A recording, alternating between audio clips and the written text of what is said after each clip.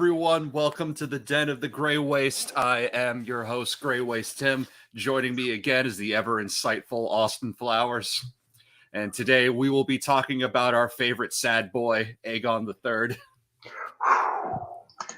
Yes, we will. Oh man, he's Spider-Man 3 to the max. Yes, we're spending this Mother's Day weekend talking about a kid who had to watch his mom get eaten by a dragon. So for those of you watching out there, if you can, call your moms, tell them you love them, and that you hope they don't get eaten by dragons. So House of the, as everyone's well aware, I'm sure by now, new trailer for House of the Dragon has dropped. A lot of streamers have been doing a lot of trailer streams, Q&As. Feel like for me to go on would be beating a dead horse. So rather, we're skipping straight to the end of the story, straight to the end of the dance to see the boy who would come out on top, but the man who would be king, but for all intents and purposes, really lost everything. And we're going to talk about we're going to talk about his regency. We're going to talk about we'll speculate on his reign. One of the things that makes Aegon III so interesting is him being the first post-Dragon King. He's also a post-war king, a child king. So many different things are wrapped up in Aegon III's story that really set the stage for what, for most intents and purposes, should be a short-lived, very turbulent reign. And yet, he sits on the throne for 26 years. Now, Aegon the Conqueror conquered Westeros with dragons. By the time Aegon III takes the throne at the age of 11, there's only 4 dragons left to survive the dance. All 4 of them are going to die within the years of his reign, and yet he's still somehow able to hold it together. And despite this, from what we were told in the story, from what we were told is that his reign is not remembered fondly. But me personally, and I know you, Austin, like one of the reasons we're doing this is we find actually seems more like his reign seems to be one of the more interesting ones because it lays the question of how did he do it? How did he hold the realm together? And how did he stay on the throne for 20? Because again, we're talking 131, he ascends the throne till his death in 157. The first 5 years granted our regency, but that's still 2 decades plus when he after he turns 16 and takes the throne for his own.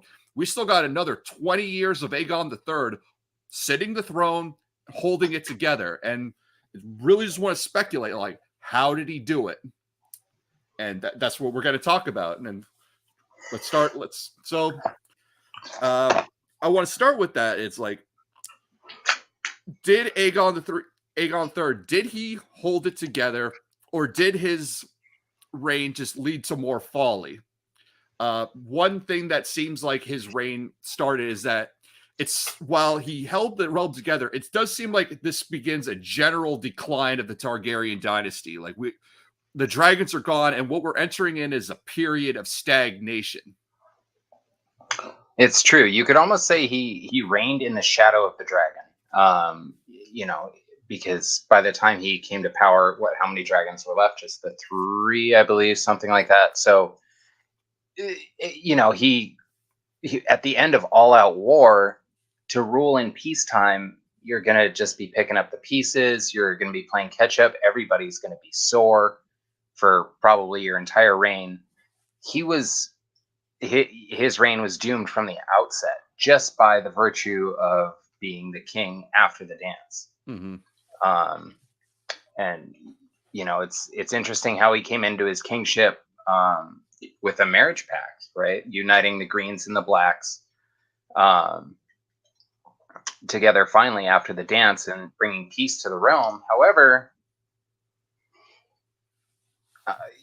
his reign was just fraught with ups and downs and just calamity on scale with the dance. Yeah. Because like we are talking, his reign begins with a marriage pact. It begins with terms that his mother had initially rejected. Terms had set that Aegon II, and this was terms originally set by Larys the Clubfoot, to have Aegon III marry Aegon II's daughter, be proclaimed his heir until such time as another son of his could be born. And Aegon II had originally given these terms to Rhaenyra for her to reject them, and that ends up being the thing that ends up going through anyway. One of the biggest follies of the Dance of the Dragons is just how many times it could have stopped, how many opportunities were given both to Rhaenyra and to Aegon II, but both of them being too proud to let it go and accept the other one as king or queen or vice versa. You had so many chances for this war to end, and it just kept escalating. And then what ends up happening is all the dragons are dead. And one of the original peace terms is what we end up with anyway, with even more difficulty surrounding it, because now the major players aren't out to even see it come to fruition. As I said, Aegon III is going to become king and 131 AC, succeeding his uncle Aegon II, King Aegon II, though we're really going to put an asterisk next to that because we know who really should have been sitting the throne. Right. Trystane Truefire. What an interesting Fagon parallel, though, to be, because doesn't Fagon start as young Griff, as Griff's squire? Yes. And then he's supposed to be Griff's son. Griff's son, yeah. Griff's son. That's a squire in a different in Victorian text. Yeah, so that's squire through nepotism. Yeah, exactly. Yeah. I think there's a parallel there for the Truefire, Trugon believers out there. But when we're talking the dance, like, let's draw our lines in the sand right now. Team green or team black? Right. No, what'd you say? I'm asking you, team green or team black for the dance? Team black. Of course. All the way. There's nothing you don't. I'm not going to put on my I'm with her shirt, but, I was with her on this one. Mm-hmm. But also, I mean, you saw what led to both sides. Each side had yes, Alicent was a little more evil and a little more cutthroat than, Rhaenyra was. But still, I mean, both sides were guilty as the pot calling the kettle blacks.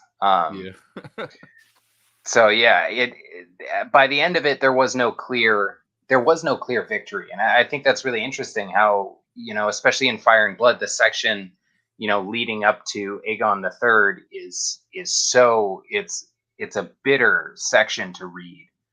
Just everything that's going on, like and what neat parallels too, like what's his name, Ulf the Sot.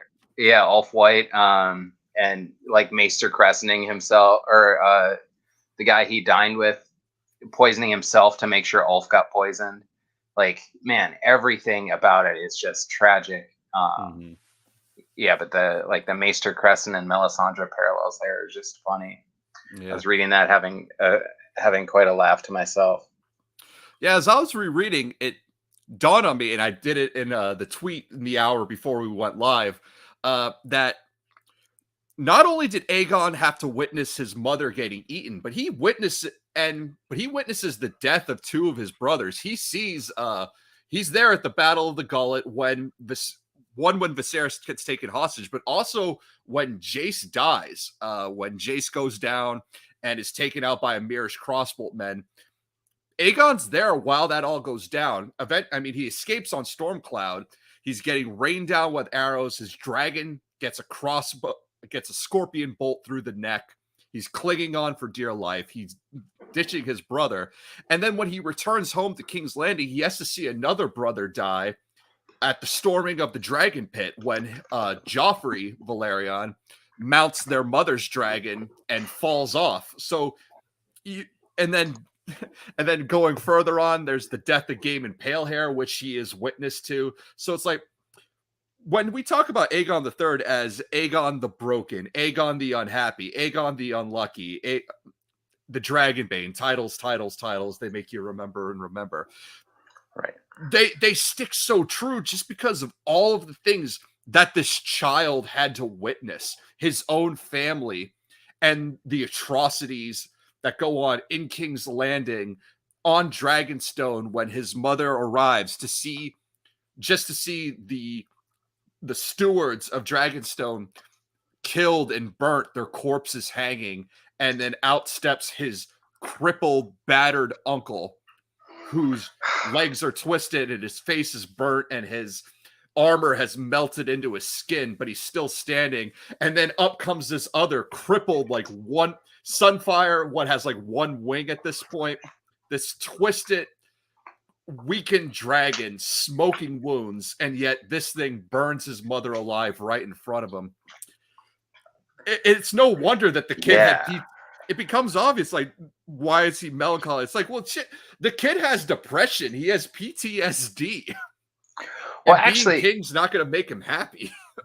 Yeah, I think he harbored, and rightly so. Well, not rightly so, but not deservedly so. Never mind. He harbored a lot of guilt for what happened. Rhaenyra was at the center of everything that happened, and Aegon the Younger was her shadow during that time. He's even referred to as following her like a pale shadow. How othery or Kingsguardy is that? Yeah. But he was there for all of it. He watched like you said, he watched his mother die, watched his brother die.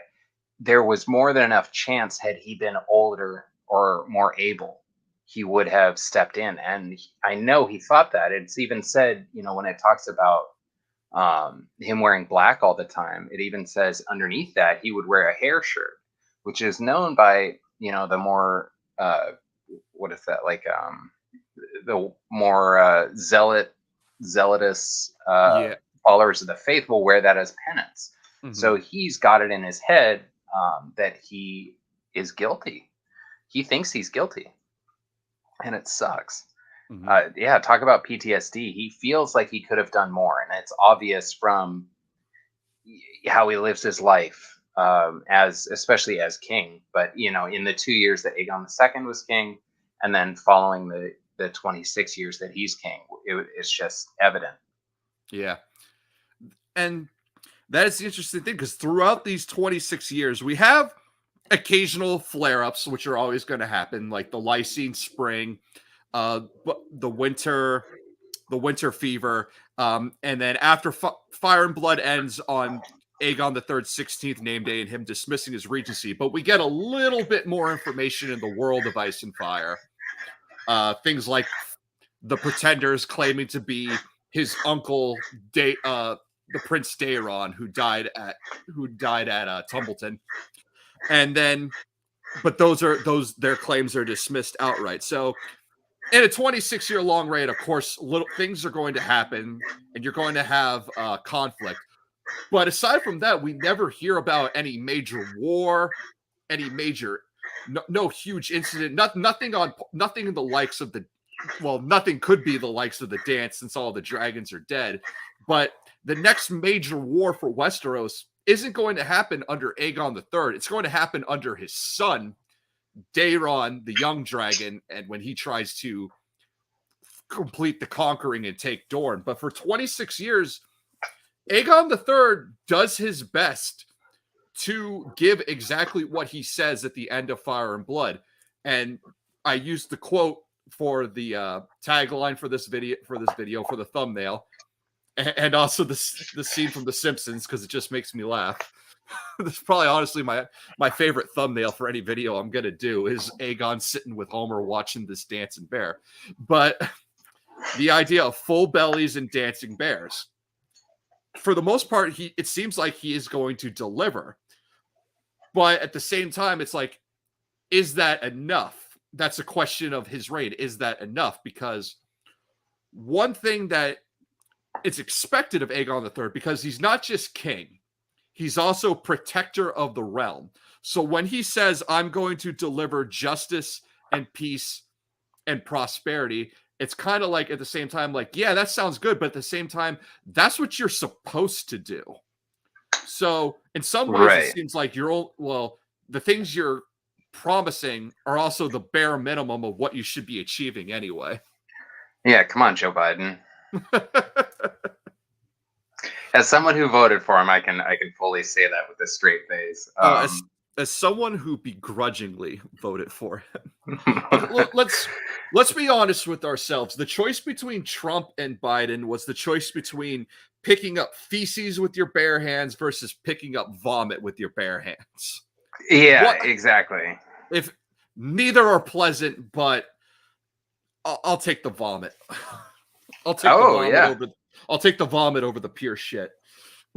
Right. Yeah. Yeah. Any day. It's funny because I was gonna say I have to do collections at work sometimes, and they're of human specimens, and it's just it's delightful.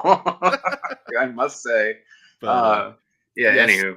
Yes, LJ. It is a play on the idea of bread and circus. Give them bread and circuses, and they will never revolt. Right. Which is I was looking up the original. That quote comes from I believe it was a Roman satirical playwright. I think. I should have written it down. Bread and circuses. Okay, that was by Juvenal, a Roman poet in the early 2nd century. Yeah, it's used in context of how to keep the commoners happy, is with these little distractions. Like if you're keeping them fed and if you're keeping them entertained, then that's enough to get by. And so let's actually just read the quote, because it actually is it's probably Aegon III's most famous quote. I mean to give the small folk peace and food and justice. If that will not suffice to win their love, let Mushroom make a progress. Or perhaps we might send a dancing bear. Someone once told me that the commons love nothing half so much as dancing bears. You may call a halt to this feast tonight as well. Send the lords home to their own keeps and give the food to the hungry. Full bellies and dancing bears shall be my policy. Now, doesn't that sound like something Cregan told him? It does. Full bellies is a northern thing. Nobody else in the realm makes eating a priority. Not the Reach, not the Riverlands. Maybe Dorne. Maybe when you're in the desert, you got to eat. Eating is a priority in the north, and then there's the bears, right? Because you have the Mormonts in the north. It's something Cregan would say. I showed up for a day and was a badass. Well, how'd you do it? Well, I gave them something to think about and dancing bears. So it's like, for some reason, I think that talk that he had with Cregan inspired more of his reign than is plainly stated in the text. Yeah, not just Cregan, but also his brother Viserys, because he says someone once told me in the Free Cities. Well, Viserys is held hostage in the Free Cities. Yeah, he's hostage at least for 6 years, so he would know. He would at least have an idea of what goes down in the Free Cities. That's true, and they would have dancing bears in the Free Cities too. Mm-hmm. In fact, there's a dancing bear in the Free Cities now at the end of A Song of Ice and Fire. Mm-hmm. Jorah Mormont. So, yeah. And that is and Viserys, of course, in the later reign is going to become Aegon III's hand, and it seems like a lot of Aegon III's successes can be mostly more attributed to his brother Viserys as an active hand, because Aegon III himself, at time when his depression would really kick in, would go into solitary, stay in his room and brood for days. Well, if the king's just moping around for days, but things are still getting done, someone's doing them, and it's obviously Viserys. So in that way, Viserys kind of is almost like a Tywin parallel. Tywin with a softer hand, I would say. Yeah, Ty not so focused on winning. Mm-hmm. Yeah. Yeah, it's what Baelor the First didn't have, was a strong hand to enact policies and keep him in line, although he was more, strict than Aegon the Third in that way.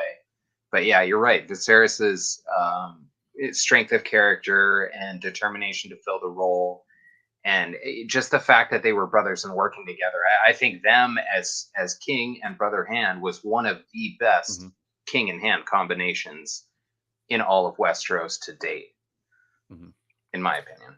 Yep, and Viserys will continue on as hand for Aegon's two sons. He will be the hand for Daeron the Young Dragon. He will be the hand for Baelor the Blessed, and then he will become king in his own right since both of them die childless. And he's only king for a year, but he had been up on that point. He had been hand for probably 2+ decades. We don't know exactly when Aegon the Third names him his hand. Like when Aegon, because Fire and Blood ends on his 16th name day, that means Viserys is only 14. I'm sure Aegon the Third is going to wait a couple of years till Viserys gets a little bit older before he names him his hand. But let's say he waits till he's like 16 or 18 or 20. However old it seems reasonable to name someone his hand. That's going to put Viserys in the position for over 2 decades, possibly even 3 once you count his son's time in. So this is 3 decades of a man essentially ruling the realm while his brother and his nephews kind of either mope or play at war or just go full fanatical in their religious beliefs. So it seems more like it, and that's what I'm getting at, is how successful was Aegon III? Well, we're establishing right there. Well, the real backbone to all this was probably more of his brother, Prince Viserys, than anything. Right. Yeah, Viserys did a good job of either letting them loose or reining them in. But yeah, I think especially for his brother, he did a fair amount of stepping in, and a lot of that, a lot of the policies and edicts that came up during his time could be attributed to Viserys just as much as they could to Aegon. It's interesting though, and I've heard it pointed out before, the parallel between Aegon the Third and Aegon the Fifth, that they both wanted to be so good to the small folk, that they held them in such high regard, and that they knew it was the small folk that steered the realm. Yeah, and both of them were fourth sons. They should have been real far down in the succession. Right. Aegon the Third had his 3 older brothers, the Strong Boys. So they were both fourth sons. When we get to we're gonna be talking, of course, parallels. We already noted parallels. That's a parallel to Aegon the Fifth. Then Aegon the Third also has parallels to Phaegon, and even more so, parallels to Bran. And yes, this is one of the things I want to talk about was, and as you had mentioned when you brought up how he was seen as Rhaenyra's shadow, also parallels to the others.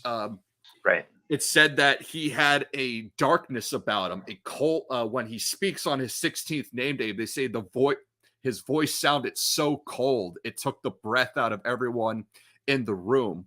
This is like total other talk. He's dead inside. During the winter fever, he will visit the common folk who are dying of this and sit with them and while they die, which is comforting in some sense, but in very grim in another. Like, this is a boy staying with people while they die. It's like a psychopomp figure, helping them transition from this world into the next one, which is he didn't just sit with them today and they would be alive tomorrow. He would sit with them when they died, which is also, is he killing them? How is he cherry picking who's going to die and who's going to live? But yeah, it's like the story of those cats that visit the dying in the nursing homes. Those resident cats. where they can tell who's next. Yeah, that's Yeah. terrible. No, it's he does have a lot of allusions to the others, but also he had who has a really good stream? Oh, History Westeros has a really good stream on how Aegon the Third is akin to Jon, in a lot of ways, because he has that that dark broodingness, that slim gray kind of feel to him. And I think in some ways he's right, but I think those ways haven't come to fruition yet. I think when Jon comes back from wherever Jon is, he'll be more moony, moony-eyed, like they say. Like Aegon the Third, he would occasionally just stare up into the sky, like doing other things. Yeah.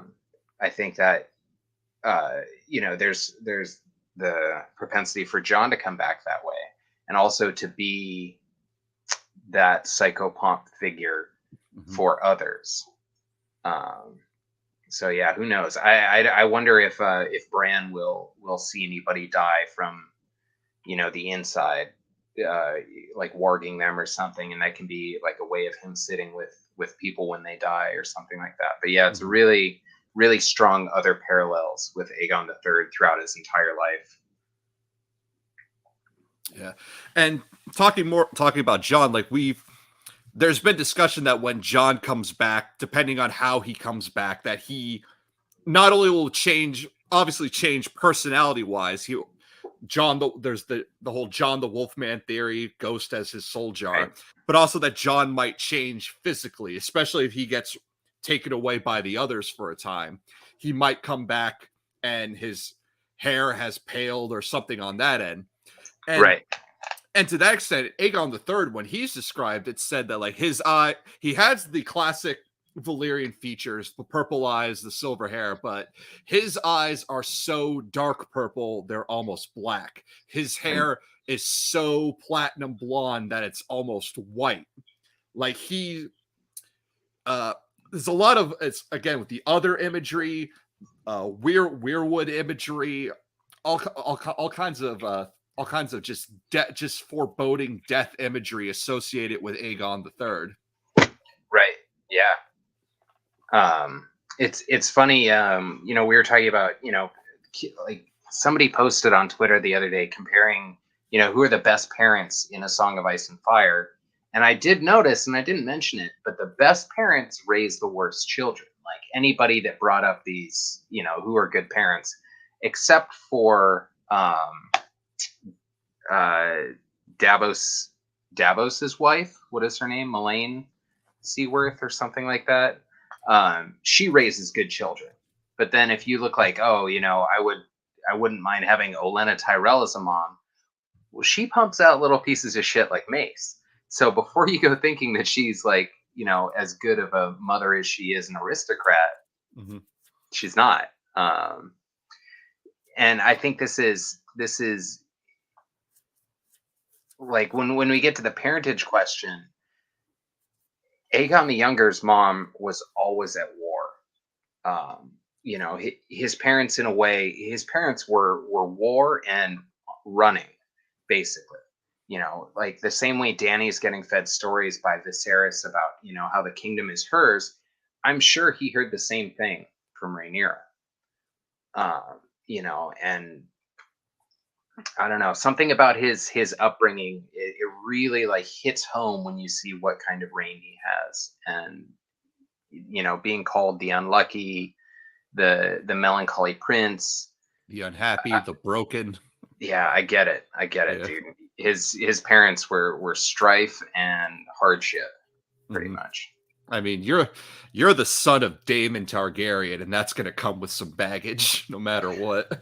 For real, yeah. And what an interesting, bunch of events surrounding, how they got together, because they weren't married yet. So technically, at the time of conception, Aegon the Younger, conceived as a bastard, and yeah, they were married shortly thereafter, and then she gave birth in the very, at the very end of the year, which is another thing I wanted to mention.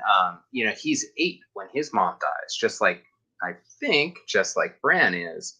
and he actually ascends the throne at 10 because he ascends the throne the seventh day of the seventh month of the year or some shit like that. But he was born in the last couple days of the year. So he wasn't actually 11 and 131. He was born in the last couple days of 120. So he hasn't yet turned 11. Yeah, he's 10 when he first ascends, and right. And he's 11 when the spring begins, and then leading into the Lysine spring that'll come later. Yeah, so I think that's a Bran parallel too, because Bran is left Lord of Winterfell, like he's left, like Aegon the Younger is left, Lord of everything his mom left behind. I don't know if he's Lord of Dragonstone at the time when he's 8, but when Rhaenyra is put to death, once Joffrey dies, then he does. At least for the black side, he becomes the Prince of Dragonstone because he's now the eldest living son at that point, because Luke had died. Luke was the first to die, killed by Aemon One Eye when parlaying with the Baratheons. Jace was the next to die at the Battle of the Gauntlet. Then Joffrey at the storming of the Dragon Pit. So then by that point, it's Aegon, and unknown to us at the time, Viserys still alive but over in lease. But for all they knew, Aegon's all she had left after the storming of the Dragon Pit. So there is no one else to be her heir at that point. Well, and that's what I mean. Even though Jon is on the Stark end, even though Jon's at the Wall and the girls may or may not be able to inherit, I don't think the North does that. Bran is left the Prince of Winterfell at 8, and now here it is a couple years later, rumors about Bran someday being king. Well, that kind of matches up with Aegon III, becoming king at 10, and I can only wonder where Bran's story is going if he really truly does become king. So yeah, it's just a neat parallel. Like the fate of the world is put in the hands of an 8 or 10-year-old. Mm-hmm. And then, so when we're talking like these Bran parallels, one thing that we might as well just address the elephant in the room, which is, for all of the terrible things that season 8 did, the ending for Bran is, according to by George himself, the ending that we're going to get. Not to say the exact same way, but just the idea of Bran as king. Right. And everything else, like Dany's story, I see going different. Jon's story, I see going different. Elements of Bran's story, I see going different. But Bran will be king. We have that straight from the author's mouth. That's basically word of God at this point in this kind of context. Now, whether or not Bran's going to be Bran the Broken, as Show Tyrion calls him, if George does decide to go that route, then that's where we see like these parallels with Aegon as Aegon the Broken.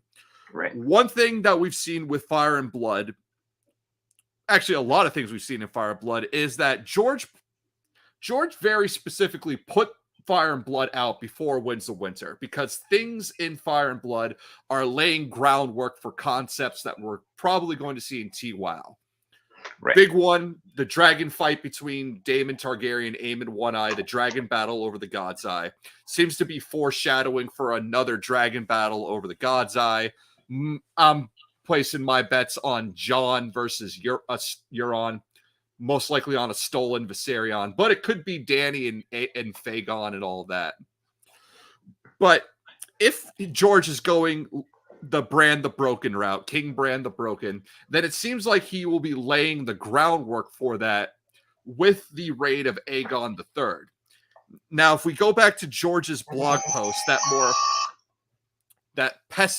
kind of pessimistic blog post he made, he did mention that that TWOW is going to be the next thing, but he already has a couple hundred pages written for Fire and Blood Part 2, Blood and Fire.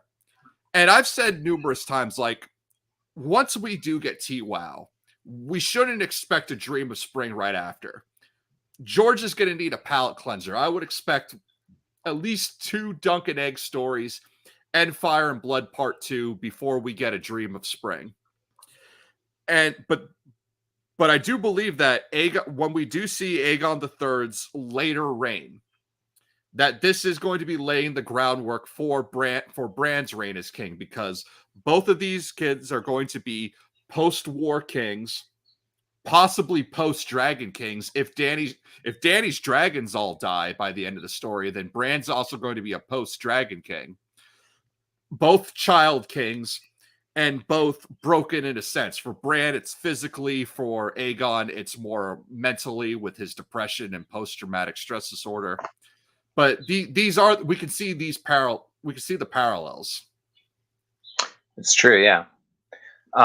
Yeah, I'm excited for Blood and Fire, but I do wonder where it's going to end. I wonder how far you can take a sequel to Fire and Blood without giving out too much information on things like Summerhall, or even things like, I don't know, the Blackfire rebellions. There's a lot there that's yet unpieced apart, and the main series blends into those quite a bit with what's going on.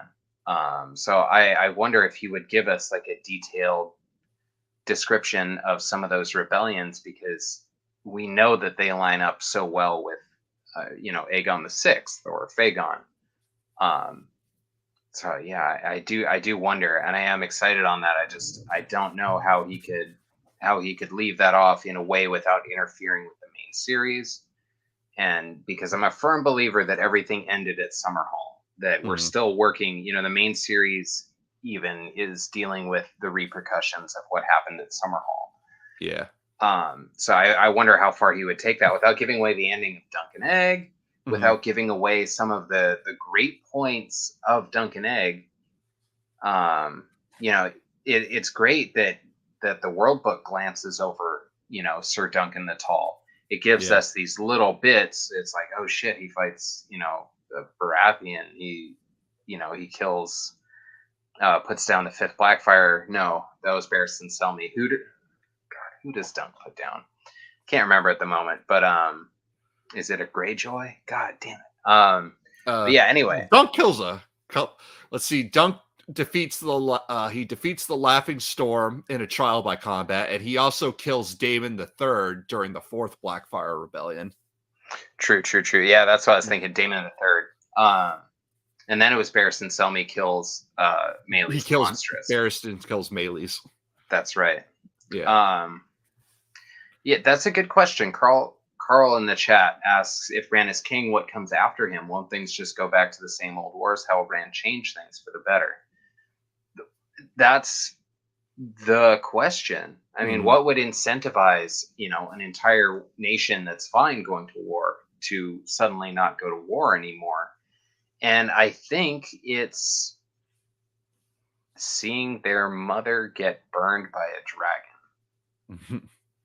I think, especially because, Daenerys's nickname is Mother. So whenever we go back through the text, we have to kind of take any of these strong female motherly figures and kind of go, oh, okay, what happened to them? Is there any, crossover with what's going on? And there is, because we know that if Aegon pretends to be the son of Rhaegar, or if he is the son of Rhaegar, there would be a succession crisis there could be if Daenerys chose to fight for her. There isn't such strong things in place like there was with Viserys the First saying, that Rhaenyra is his heir. Yeah. But Daenerys still has a claim. She's the only remaining daughter of the last king. Whereas, Aegon is reportedly the son of the son. So yeah, it becomes like almost the exact same thing. It's more akin to Rhaenys, the queen that never was, the daughter of the king versus the grandson of the king in the Great Council of 101. Right. Yeah, exactly. And because of that parallel, I wonder how much he can really lay out for us in that way. And Fire and Blood is interesting, man. It's every time I read it, the more jumps out to me. It's like the first time you read it, you're like, wow, this is George's Silmarillion. This is just bare bones knowledge. We get a couple vantage points about what could happen, and we can kind of piece out, what we believe. But then, there's so much symbolism and so much, just a little bit of digging, and it gives us, all these like parallels to other people. Like it's just, damn. Carl, you got me, man. If Bran brings everlasting peace, then he's really just another God Emperor of Dune. Yeah, but if he... Well, I think the question is, if Bran is going to be the last king and a transition period king, leading the way to a democracy, like will Bran like gradually give up power and then hand it over to like a parliamentary system and then peacefully abdicate, or is he gonna hang on and stay king until he dies, in which case, yes, then you get a succession crisis, since he's probably not going to have an heir. I mean, we don't know, because we honestly don't know how crippled Bran is. Is it just his legs, or is it all waist down? Because kid hasn't gone through puberty yet. If he can still get it up, then so there's things I don't want to see in this book, and that's one of them. I already saw Sam's. I don't want to see Bran's.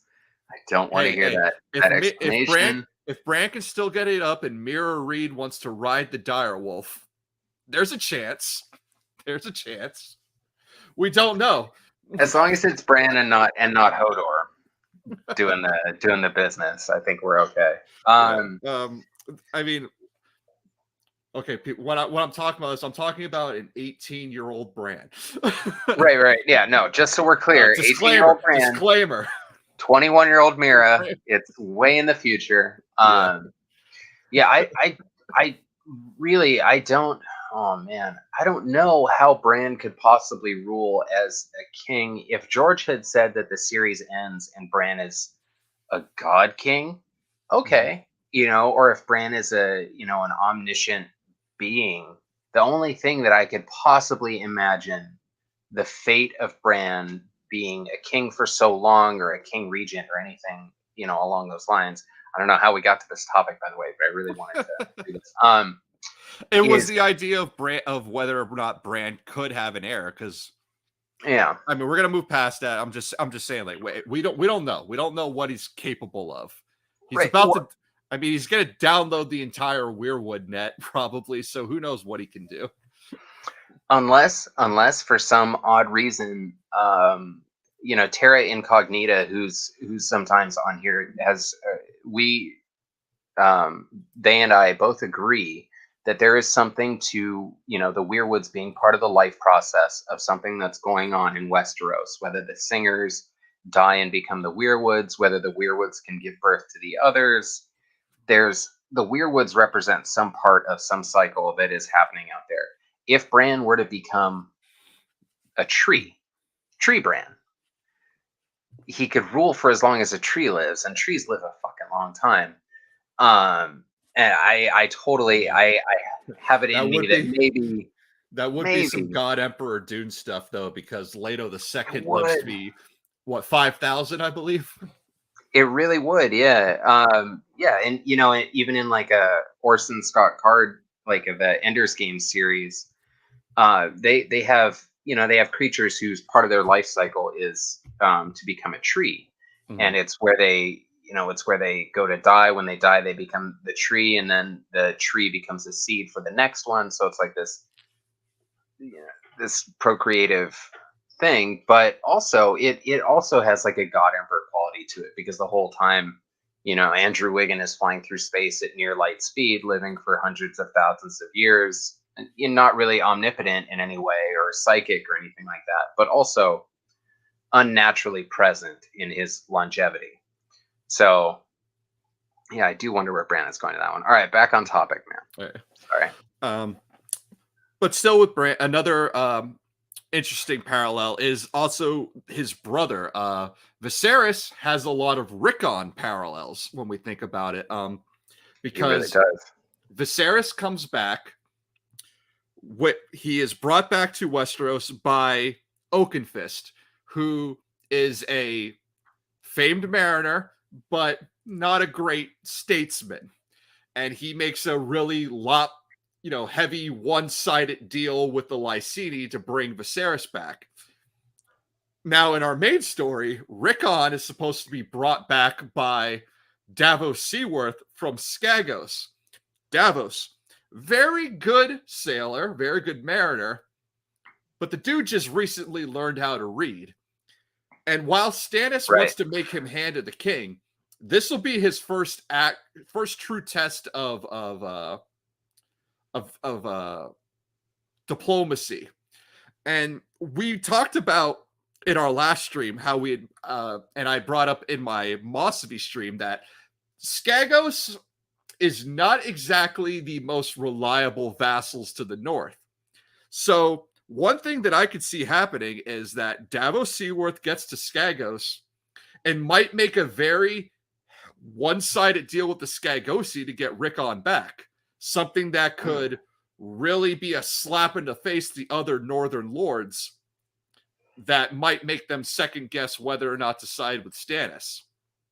Because and that's the thing, we know that Lord Manderley wants to bring Rickon back. Right. He's basically trying to establish a regency of Rickon as Lord of the North or King of Winterfell. And he wants to marry Rickon to one of his daughters. But who's to say that in the time that Rickon's been on Skagos, that a similar thing hasn't happened with him and whatever Skagosi noble is taking care of him in the same way that happened to Viserys and the Rogaire family. Like, Davos might get to Skagos, find Rickon, and Rickon might already have his hand promised to some Skagosi lord's daughter. He might already be a marriage pact. These are something that Davos might have to negotiate with the Skagosi in order to bring Rickon back. That would be very similar to what happened to Oakenfist and his negotiations with House Rogaire. That's very true. Yeah, I do wonder. If Davos is successful in bringing Rickon back, what that would even look like, what it would be like. Rickon's too young to remember anything. I mean, Viserys, same thing, right? He remembered a little bit his brother from when he was a kid, but they were really getting to know each other again.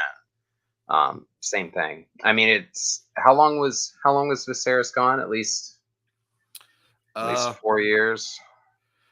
No, it will be. Let's see. He comes. Yeah, I think actually, it would be 4 years. About.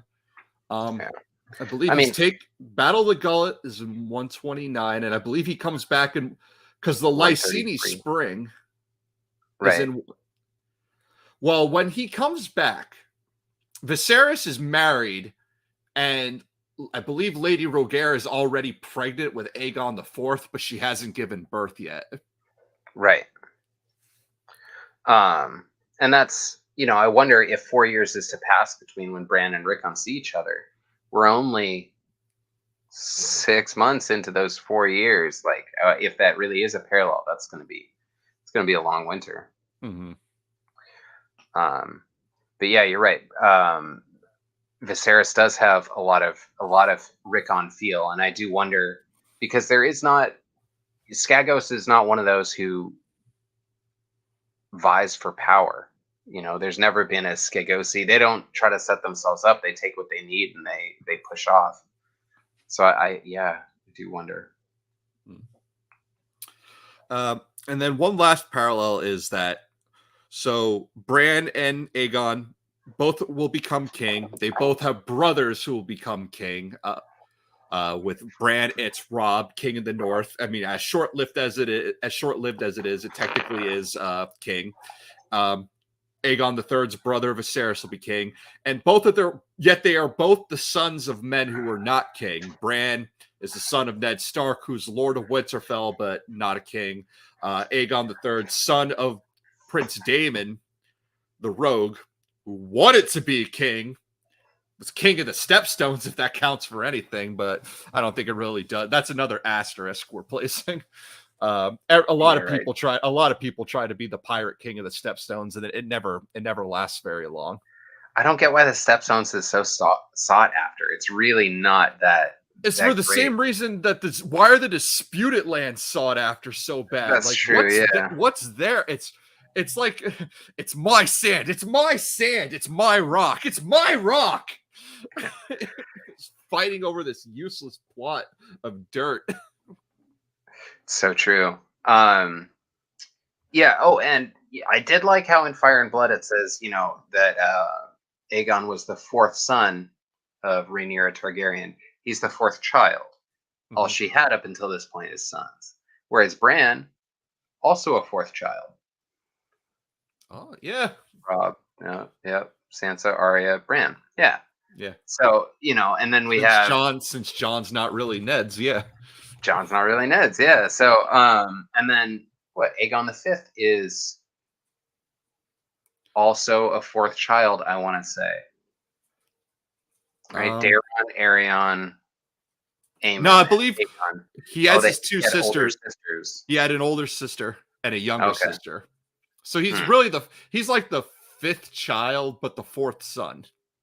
That's true, yeah. And Yeah. unfortunately, all that matters is gender in these situations. Daughters kind of get pushed by the wayside. Daughters are more bargaining chips for marriage alliances than anything. That's Which true.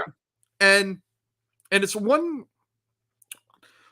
It is one thing that I did find. I forget who brought this up, but it was the idea that one reason why Rhaenyra's claim was passed up and why Jaehaerys was and why Rhaenys never got to be queen is it's not just.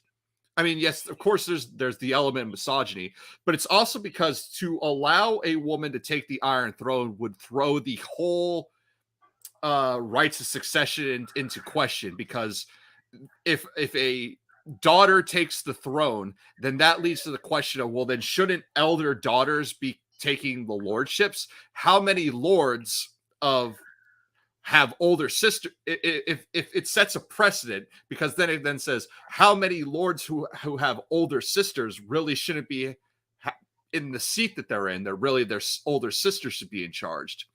And I think that's also one of the reasons why there's such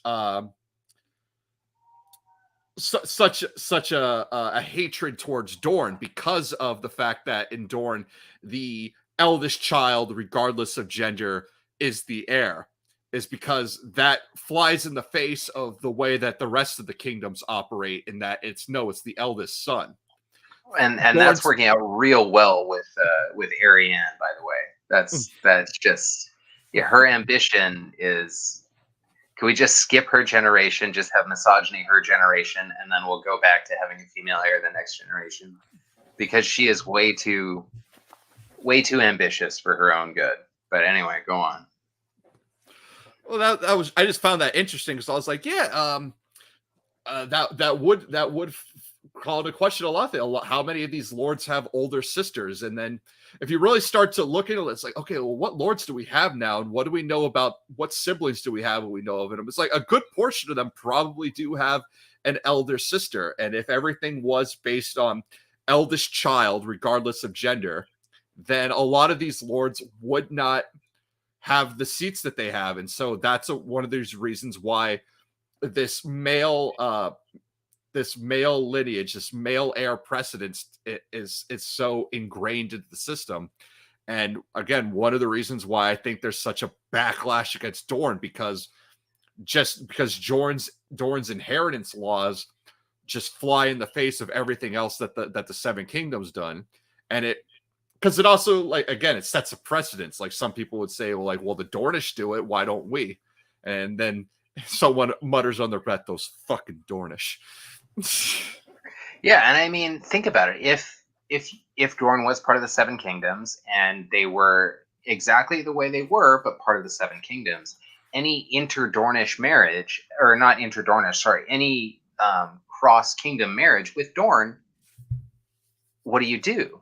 I'm the lord of of Molestown or whatever, and I marry a Dornish princess. Do I move to Dorne? does she move up here? Who's paying the dowry here? Mm-hmm. Who's, who gets something blue and something old? Then that would be confusion anyway. Dorne on a fundamental level has been, treated like the redheaded stepchild of the realm, or like the Tom and Jerry. It's the mouse in this case. Yeah. Where Tom is chasing Jerry and can never quite catch him, and Jerry always outsmarts him.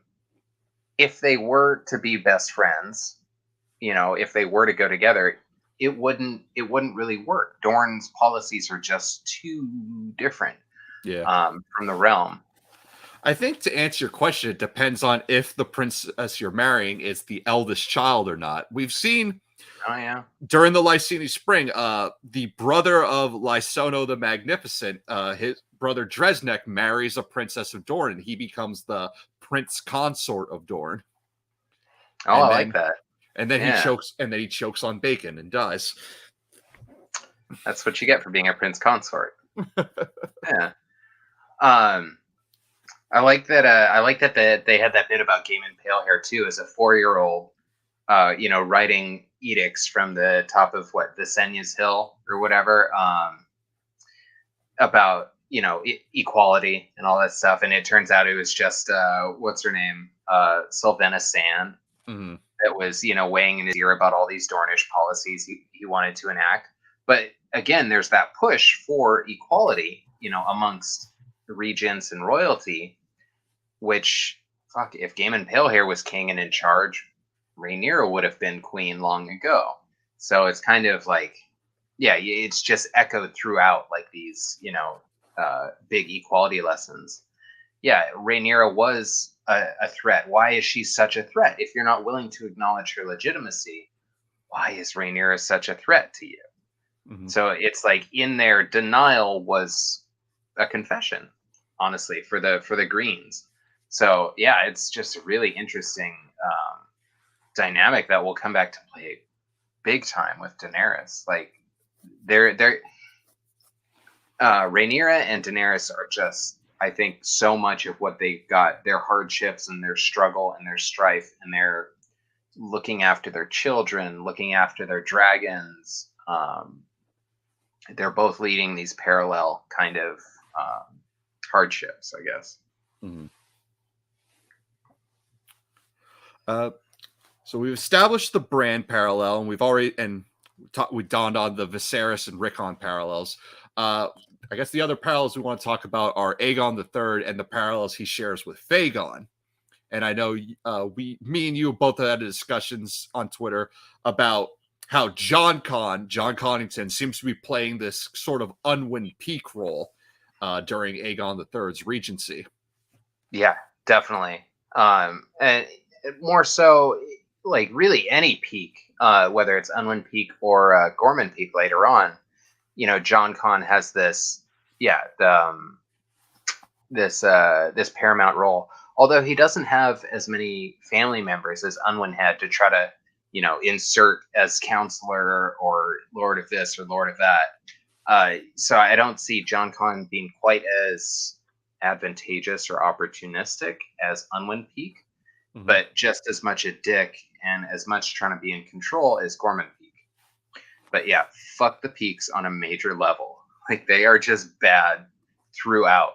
Literally, George could not have chosen a better name unless it was like Backstab with a double BE at the end, like Nimble Dick Crab. It's just their last name is Backstab, because that's the Peaks in a nutshell. They will turn on you if it suits them at any time. Because Unwin was whose hand? Was he Aegon the Second? No, Aegon III during the Regency, but he forces himself into that position. Like, he was not Aegon III's hand by choice. Yeah. He was elected by the Regent. Well, more or less just forced his way into that position. And there's an immediate dislike between Aegon III. Hang on here, what's going on?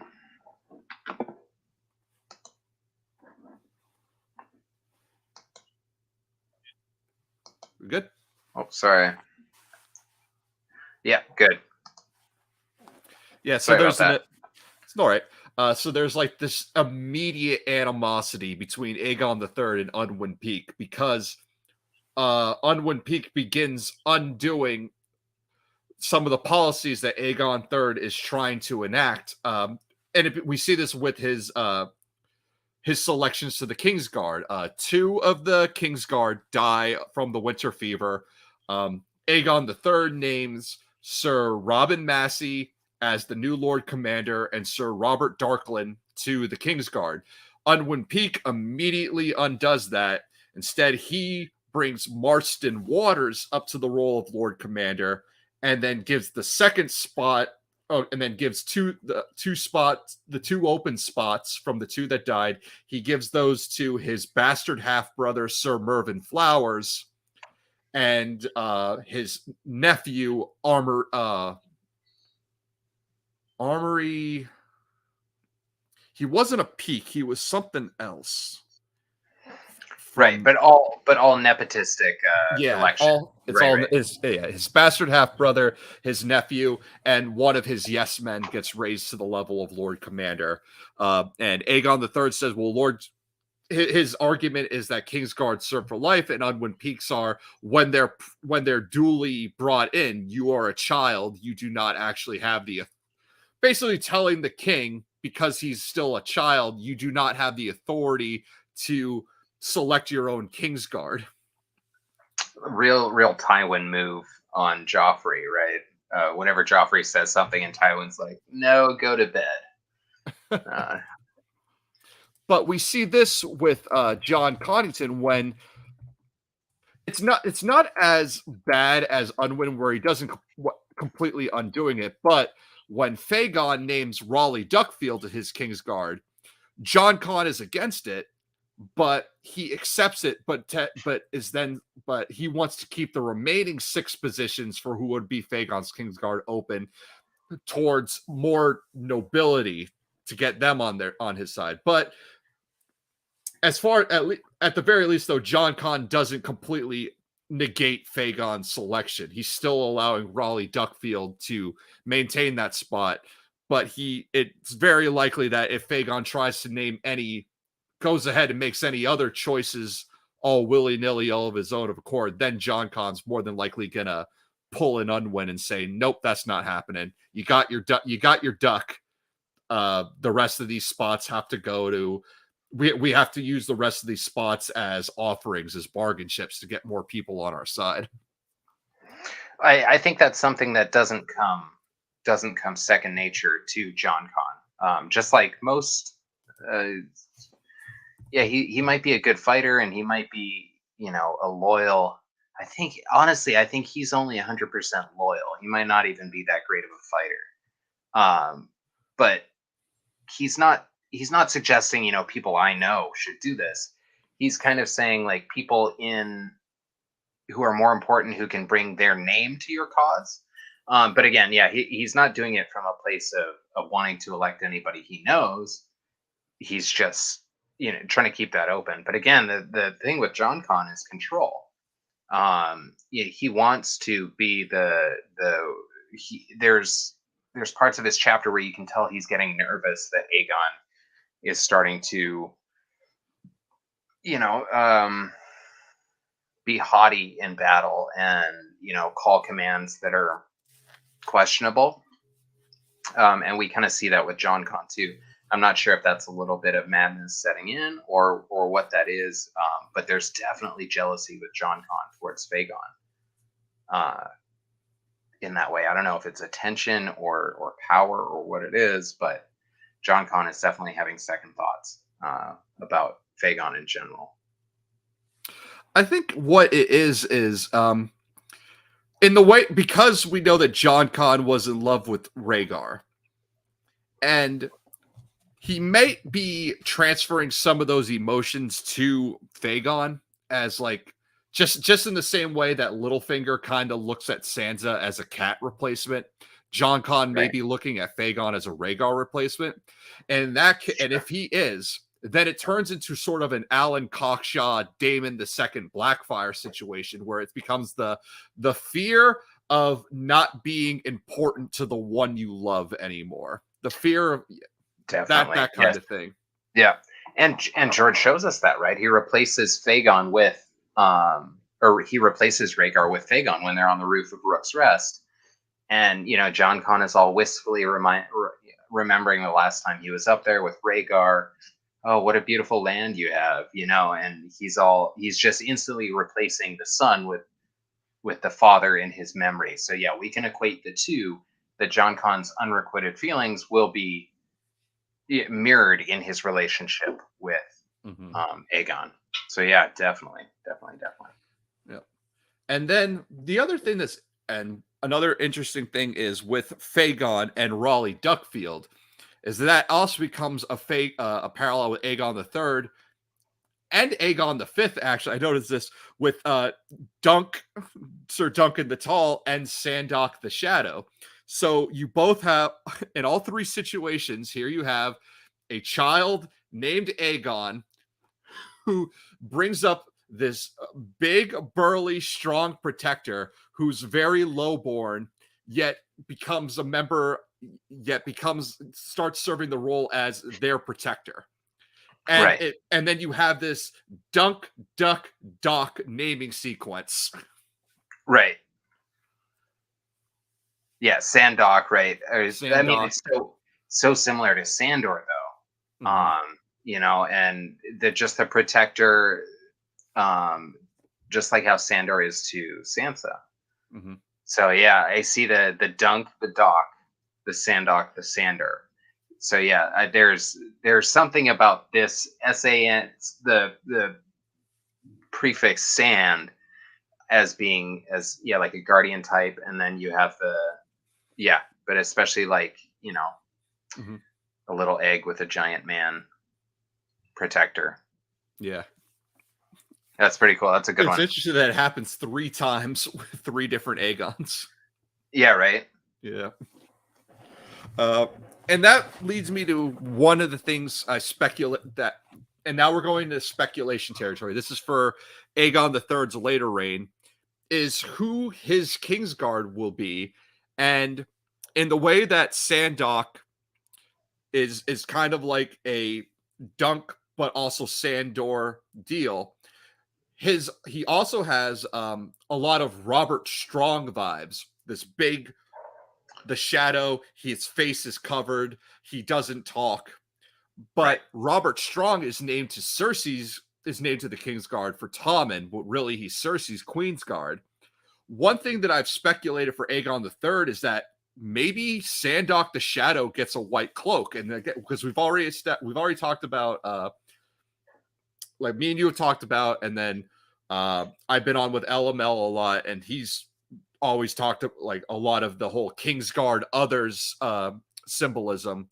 Sandok the Shadow given a white cloak, if he becomes a member of the Kingsguard, that would fit really well, and that makes him both and then it becomes like Duncan the Tall, Sandor the Hound, and Robert Strong all rolled into one if Sandok the Shadow becomes a Kingsguard later in Aegon III's reign. Right. That would be the other thing that links the 4 of them through and through, because they're all Kingsguard. Are they Kingsguard? Was Sandor ever Kingsguard? Yeah, Sandor was Kings. He was Joffrey's Kingsguard. That's right. Yeah. He was named to the Kingsguard without ever being, and that would be another thing if Sandok never becomes knighted, and with Duncan possibly never being knighted. Oh yeah, that's true. Yeah, and then even Raleigh Duckfield's knighting is dubious at best. These are all we got all these Aegons with these giant man protectors named to their Kingsguard who might not actually be real, who might never have actually been truly knighted. Yeah. The Dunk Duck Dock thing, it's just like, I love it. It's total headcanon, but Sandok fits 3. If I'm right, if I end up being right and Sandok the Shadow is named to the Kingsguard later in his reign, then yeah, he becomes 3 things wrapped into one. He's the Hound, Robert Strong, and Sir Duncan the Tall all rolled into one. I'll put money down that he gets elected to the Kingsguard. It'd also be cool. He'd be a person of color named Kingsguard, which would be also interesting. Yeah, he would. And there's no coincidences in George's book. in any of his books. There's no coincidences. If two names line up, there's a reason that they line up. If two ideas, conflate, there's a reason that they are that way. Absolutely. What did somebody just post earlier about how Dany's the slayer of lies? Meanwhile, George was clever enough to make Drogo the slayer of flies, right? Because he's hidden all the blood flies. When he gets hit with the when his flesh starts to the cut on his chest, starts to fester. Yeah, but he's there. He's swatting away the blood flies. So it kind of makes him, on one hand, the slayer of flies, and then Dany is the slayer of lies. And there's no coincidences in George's book. I know that one is super tenuous, but I don't care. It's right there for us all to see. If you feel like something lines up, it probably does. Sandok will be on the Kingsguard. I'm sure of it. If not, something unfortunate happened to him. Prior to being elected. So, and then let's see. And that kind of, I think, covers a lot of our Fagon parallels. So if we want to get more into Aegon III's actual reign, so when we talk like his reign, when he ascends the throne in 131, age 10, about to go on 11. And he has this 5-year-long regency where he's under the thumb of all of these people, from Unwin Peak and all the other regents, until he finally comes into his own. And then we establish that then after that, there's still another 2 decades to cover of his reign. And his claim to fame is going to be this full bellies and dancing bears thing. Justice, peace, and full bellies, and the idea of, does he deliver on it, and is that enough? Aegon is not remembered fondly, but we also got to remember who's writing the history about this. The people who are paid. Yeah. The people who are paid. It's going to be maesters. Maesters are lock and step usually with lords because that's their bread and butter. And exactly. And who's not going to like Aegon III? Well, a lot of the lords, because Aegon is not treating with them. He cancels the royal progress. He's not going to do what Jaehaerys did in the Kings that followed. There's not going to be any tours of Westeros. There's not going to be any staying in Winterfell or staying at Casterly Rock and being treated with these lords and having face to face. Aegon says, if they want to talk to me, they'll find me on the Iron Throne. They have to come to me. The problem with that is that feudalism is terrible system, but it has a social contract in the way that the lords are supposed to protect their people, in the way that the lords are supposed to have protection of their people. There's also supposed to be a sort of direct contact with them. And Aegon is not delivering that to his lords. He's not treating with them. He's making them come to him. And even then, even if they do come to him, there's no guarantee that they'll actually see him, because you might come on a day where he's in a mood and has just locked himself in his bedroom and doesn't want to see anybody. So if Aegon is not remembered fondly, it's going to be because of lords. But that's not to say that he might not be remembered fondly by the common people if he is able to uphold what he says. And for all intents and purposes, it seems like he did. We never hear of any major war or any kind of major upheaval during his reign. So it seems like, at least for the common people, he may have actually delivered on the promises. Peace and full bellies. Right. Yeah, we'll find out. But I mean, if Daeron I was comfortable enough to attack Dorne, the Six Kingdoms should have been doing pretty good by that point. You don't go to war unless you're either at war, which they were not with Dorne, or bored enough to start a war because you think you're well enough off to go to war. I'm going to say war again. But yeah, Daeron I and his ambition it was not. It was pure ambition. It wasn't retaliation. They weren't going to war over anything concrete. He just was comfortable enough to try to invade Dorne, and I think that says a lot about Aegon III's reign, as being a peaceful time, so peaceful that they had to find somebody to go to war with.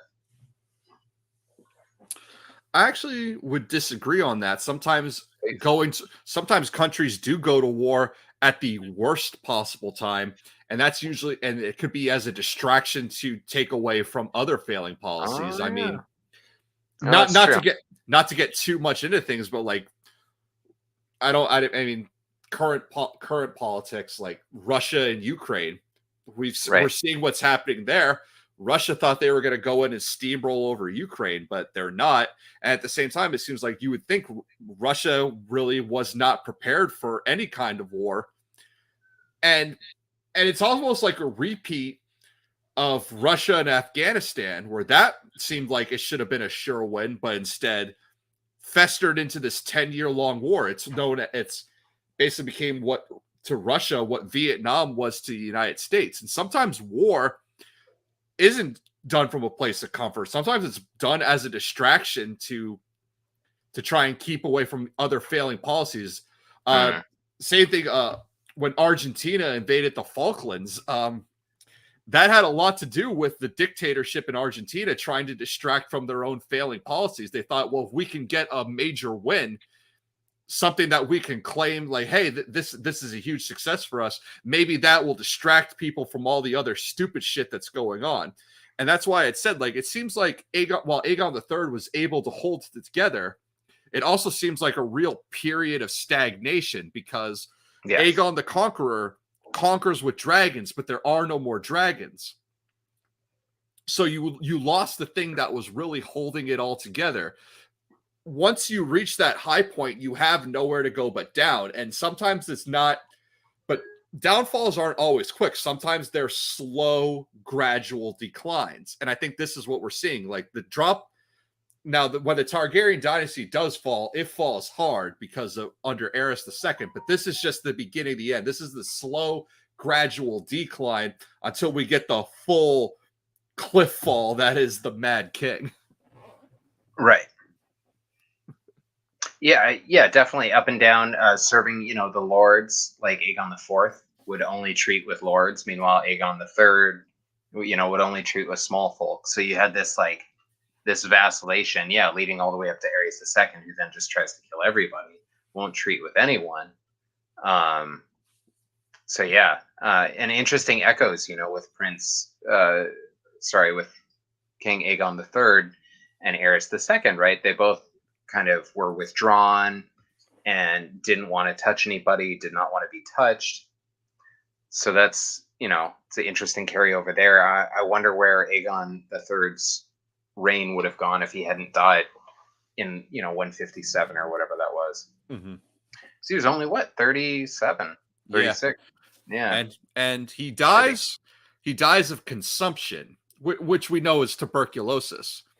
And while he dies, again, an interesting thing about that is while he dies young, it still seems like he's dying of natural causes. There's no reason we're not given reason to suspect foul play the way we were with Aegon II, the way we were with his brother Viserys II, who possibly was poisoned by his own son Aegon IV. Because there is no crisis of succession. Aegon III dies. His eldest son, Daeron, becomes king. It seems like he's young. He's only 14 at the time, but there's a clear path to succession and no war. Now, he kicks off a war, whether he did it because he felt comfortable, whether he did it for funsies, or whether he did it as a way of trying to get some kind of great victory to distract from other failing issues elsewhere. Like, again, war can be simply distraction, and like Carl Karstark has said in the chat, like, war is also great for business sometimes. Like, war is a racket. There's a lot of profit to be made in war, and wars can be started for as simple a reason as that, as Blackwater needs a new contract, so who are we invading today? Right. Yeah, isn't that nuts? Mm-hmm.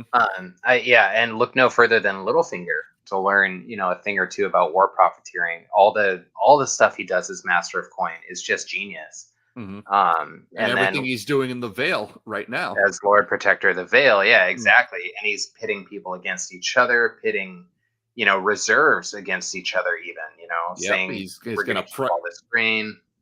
It's just all for a price hike. Yeah, exactly. Yep. Yeah. So, wow, yeah, you're right. War profiteering is huge and would be no different in medieval times than it is now. Mm-hmm. And the other thing too is like how we said like how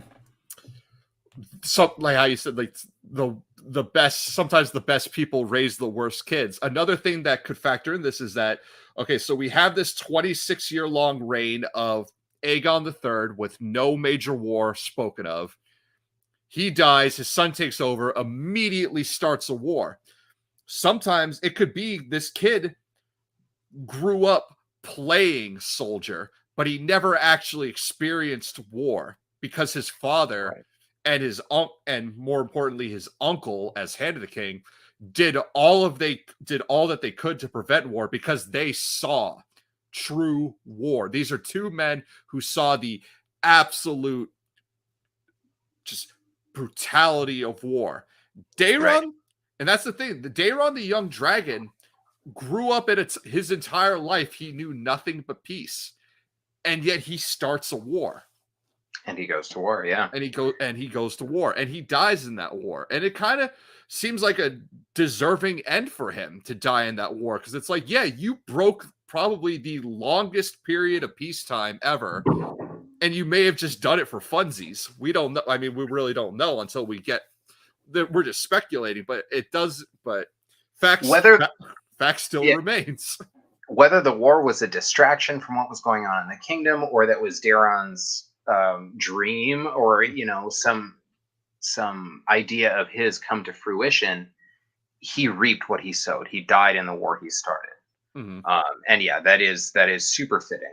And I think one of the good rule of thumbs that I use, especially being a parent, is like when it comes to kids, it's what you don't do that they're going to do. Like a good way to make sure your kids never smoke cigarettes is to smoke cigarettes. They'll hate it and they'll never pick one up. And that's the way it is. You just have generations that, they flip flop these traits, and nowhere is it more clear than the Targaryens. Yeah, absolutely. If your father, who was Baelor the Blessed's son? Well, actually, no, Baelor Baelor never had children. Yeah, that's right. That was his whole. That was his whole thing. He locked up all his sisters so that he wouldn't be tempted. But even he was involved in wars, even though he didn't want to be. Who was Jaehaerys's kids? Shit, I gotta look this up. But again, King Jaehaerys, which Jaehaerys? the Conciliator. Well, he had a lot of kids. Oh, that's right. Yeah. Well, his successor is Viserys the First, and he rules actually. Yeah, Viserys the First rules. He's a flippy floppy king, but his time as king is relatively peaceful. And then what happens? His children start a civil war, and it becomes the most brutal war that Westeros has ever seen in its history because it involves dragons. And again, mostly because that wasn't what happened in the previous generation, and then the next generation has problems the previous generation couldn't even possibly dream of, and what might seem silly to one generation is now new again to the next. And this is a crazy illusion. I hope they're able to hit on this in House of the Dragon, but this is just tantamount to what the US is going through now, questioning civil liberties and women's rights and all of this stuff that no shit I thought we had figured out 60, 70, 80 years ago is now being called back into question. And this is what happens because people fucking forget how the world is supposed to work because it's been so long since they questioned it that this stuff starts coming up again, and new ideas are brought to the table in ways that they couldn't even imagine 100 years ago. So it's like, it's just crazy. So yeah, and it's for the same reason that these things happen, which is when precedence is thrown out the window, and we pick and whatever customs are you pick and choose, because 101 a lot of this, I mean, and we can place a lot of the fault for this going all the way back to Jaehaerys the Conciliator and him not naming, because his eldest child was a daughter, and yet he named his son, his firstborn son, as his heir. And Queen Alysanne called him out on that bullshit, saying, well, you already have a child. He said, well, it won't matter when they get married, they'll rule together. Jaehaerys already has that internalized misogyny, despite whatever we can say, all the great things that Jaehaerys the Conciliator did. He still is the one who bypassed his eldest child for his second child, simply because his eldest was a girl and his second child was a boy. Now, we can see the precedence for that, because maybe he felt pressured for that because of what, again, the point I had raised about if you allow a woman to take the throne, how that then calls into question all of the lordships. How does that trickle down? How does that trickle down to every lord that has an older sister? Is that elder sister going to start pressing her claim for her rights? But it sets a precedence. So then we get the Great Council 101, and it's like, okay, we've decided that the male success, that it must go to the male successor. And then just a few years later, Jaehaerys' successor, Viserys I, immediately throws that out the window by naming his daughter. It's like, okay, you're backtracking. You need to pick something and stick with it.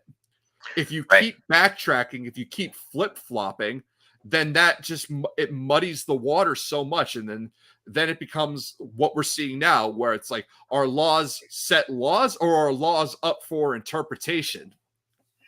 Right. And it seems to be that they're up for interpretation to the king. Mm-hmm. No one else can question them. But I mean, as long as Viserys was the first, no one questioned. Yeah, people made plans otherwise, but no one questioned that Rhaenyra was next. Yeah, Alicent raised her voice in protest, but she could do little to change Viserys' mind. Rhaenyra was always his heir in his head, and they literally had to wait until he died to make moves and change that. Mm-hmm. And that's, that, say no more. If the king says it's this way, it's this way. If the king takes a shit, the kingdom cleans it up. Everyone else except for the king cleans it up. That includes the queen, that includes the heir, that includes everybody. Mm-hmm. From my understanding. So I mean, that's the funny thing about Viserys naming Rhaenyra his heir. It's not going to happen until he dies, because you can't step down as king. I mean, and even if he puts it in his will, again, it reminds us of that scene of when Ned Stark comes with that letter from Robert and Cersei rips it up. It's like, what's this piece of he's dead. What's this piece of paper going to do to protect you? He has no say anymore. He's dead. He can't say anything different. And so, it's the failure of kings to ensure that what they say transpires even after they're dead, which, you can't 100% ensure, but you can take steps to make, to at least, put that into motion, secure alliances, secure,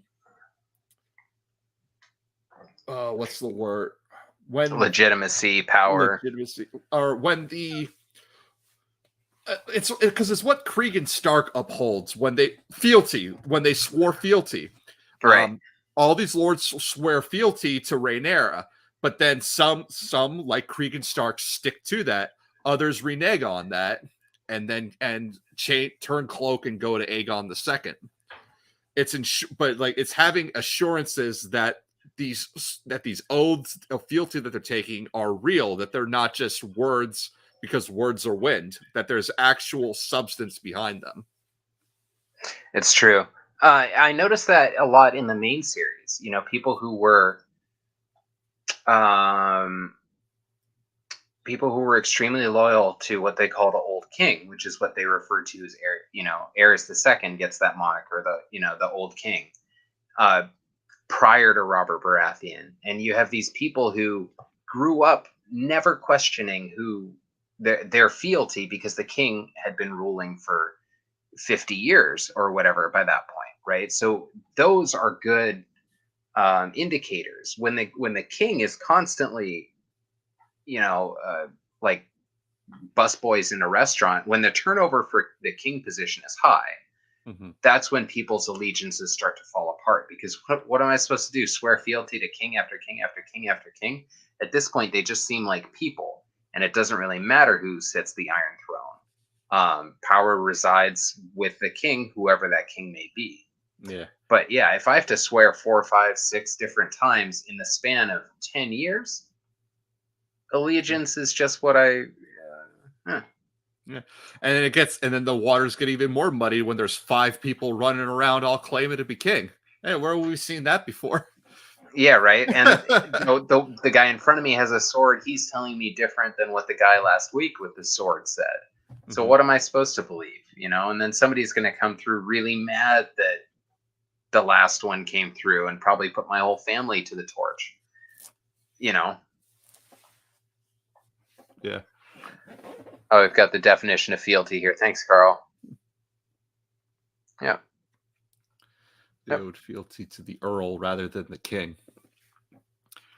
And that comes down to another thing we see in Westeros is just how much of it is based on, despite Westeros supposedly being a unified nation, it really isn't, because so many fall back to cultural lines, to familial lines, to home lines, and it goes like because the common folk, especially, they're more likely, they might not even ever see their lord, let alone their king.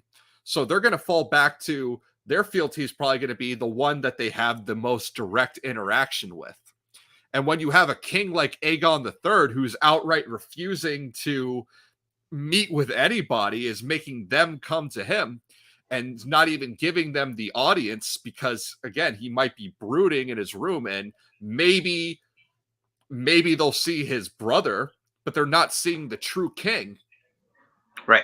That becomes a slap in the face to a lot of these lords. They're like, well, who did I swear fealty to? I swore fealty to the king. I'm here to see the king, and you're telling me the king is not coming out of his room because he's in a mood. And put this into perspective of medieval times that this story's taking place in, where you don't have an idea of post-traumatic stress disorder. You don't have an idea of what depression is, of what any of these mental disorders, of what it is that Aegon III is dealing with. All the Lord is going to see is, I came here to see the king, and the king's not seeing me. What the fuck did I come here for? Then they're gonna leave feeling insulted. Right. But that's a power move that worked really well for Aegon the Conqueror, right? If you didn't see Aegon, you could speak to one of his sisters, and it was as good as speaking to him. But that starts to fall apart.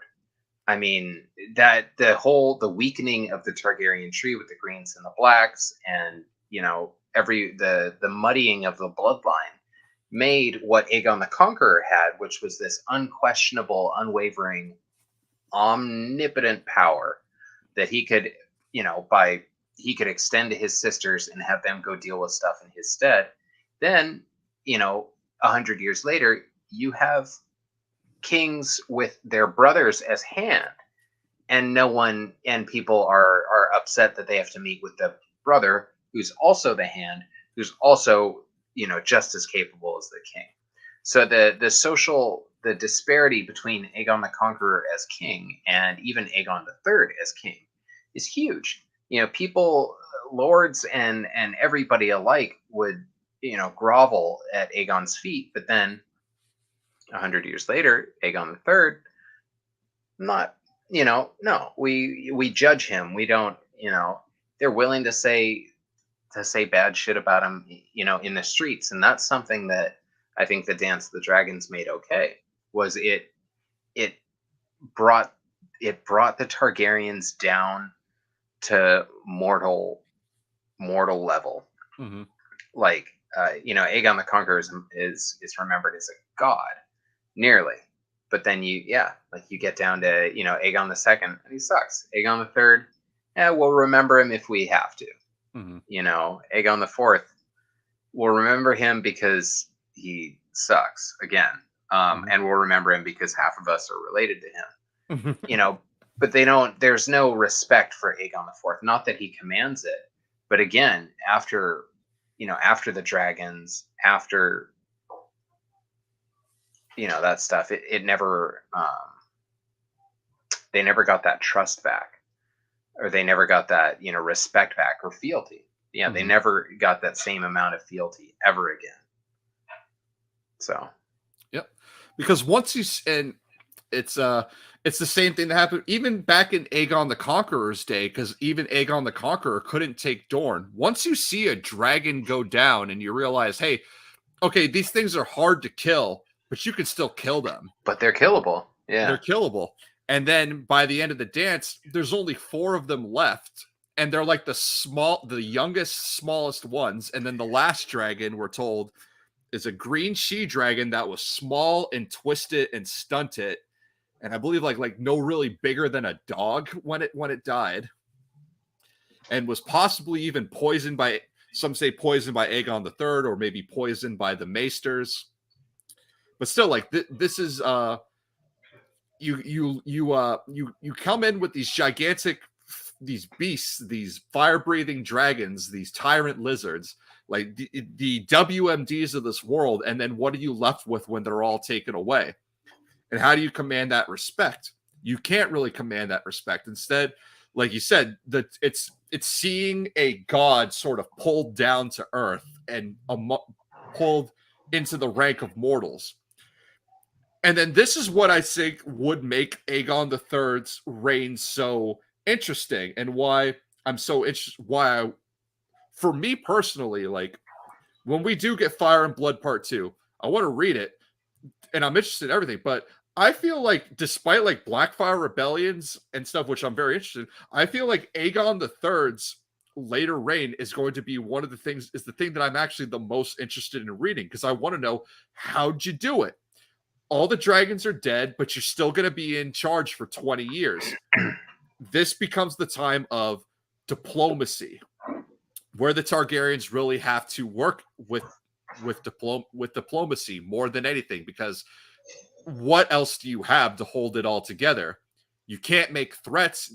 The engine backing your threats, the dragons, are gone. Maybe you have armies, but pretty much every lord has an army. Anyone with gold can raise an army. We've already seen that the Targaryens, despite being the royal family, aren't the richest family. The Valerians were. Later, the Lannisters become the richest family. Gold can buy sellswords. Excuse me. Once Lys, Myr, and Tyrosh are done fucking around with their constant never-ending wars, there's always going to be free companies willing to sail across the narrow sea and take up arms for anyone with coin to spare. So it really seems like Aegon and his brother Viserys are going to have to rule more through diplomacy than anything. Right. Yeah. And in that way, we kind of see like Aegon III is the fulcrum. He's the pivotal point when the Targaryen, the dynasty of dragons, has whittled down to mere humans, and they have to begin that, like you said, the rule of diplomacy. Who are they actually as kings? We know who they are as conquerors. Who are they actually as kings? And we see that, the dragons taper off, and then it's just, how did he get that ball rolling down that hill? How was he able to rule effectively without dragons? We know that he hated dragons, but how did he use that to his advantage? And that's a great question. I'm really interested in that too, because then we even see the beginning of the pretenders for the throne with Aegon III during his, during the aftermath of the Dragon Pit.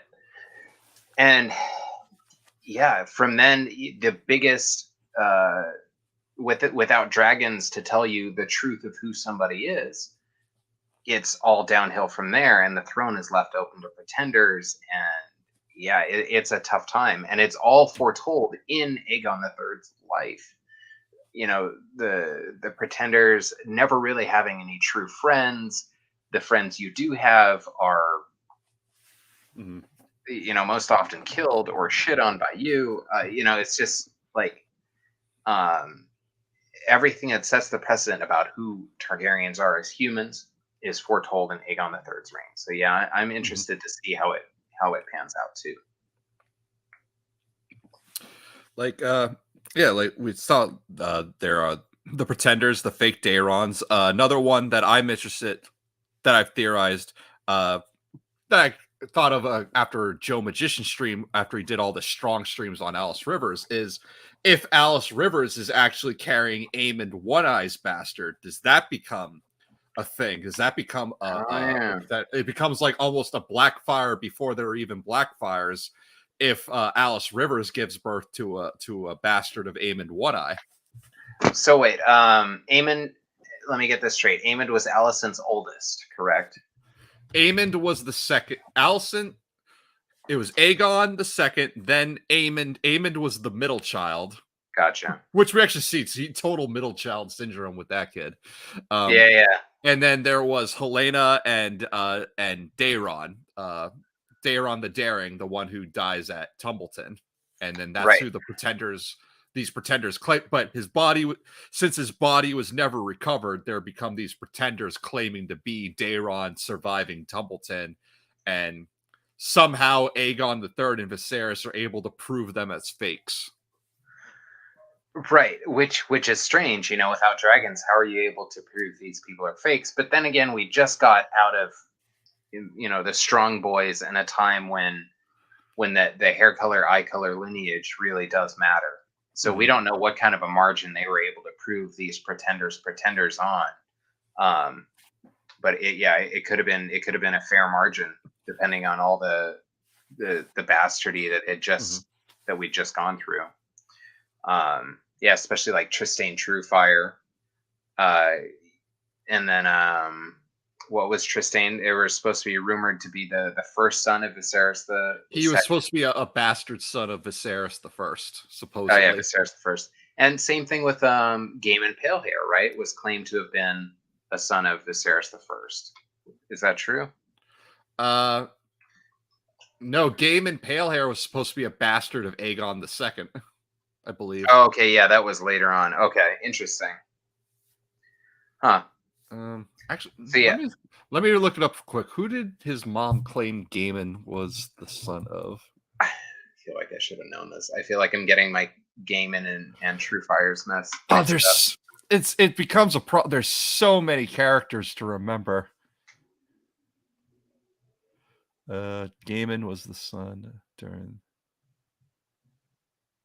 Yeah, they claimed that he was a bastard son of Aegon II, because at this point, Aegon II had disappeared. Like after he takes his fall from Sunfire and he shatters both of his legs, Aegon II goes into hiding, and no one. There's a long time until he pops up at Dragonstone because of Larys the Clubfoot's like backroom dealings. It's no one knows if Aegon II is alive or dead. He's presumed, and for a while there, he's presumed dead because he's been so quiet. But and that's actually another reason why the war, along with these peace terms that are being rejected by Rhaenyra, or terms offered to Aegon or the Great that are being rejected, and then later on being rejected by Alicent.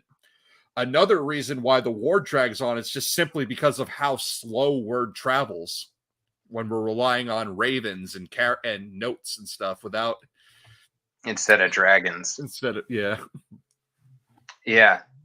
And not to there's another Bran parallel. Who does Rhaenyra send? She sends Rhaenys instead of herself, and then what is that? Corlys calls her out on it, but he's telling Rhaenyra that it should have been her that went and died Yeah. And Aziz was bringing this up on History of Westeros, and he was saying that this, this mirrors Jon in a way, but really it actually mirrors it. It parallels Bran, because the same conversation that Corlys has with Rhaenyra that Aegon the III is present for is the same conversation that Cat and Jon have that technically Bran is present for. He doesn't see it, but he's there in the room, probably with the same level of understanding that Aegon the III had he been awake.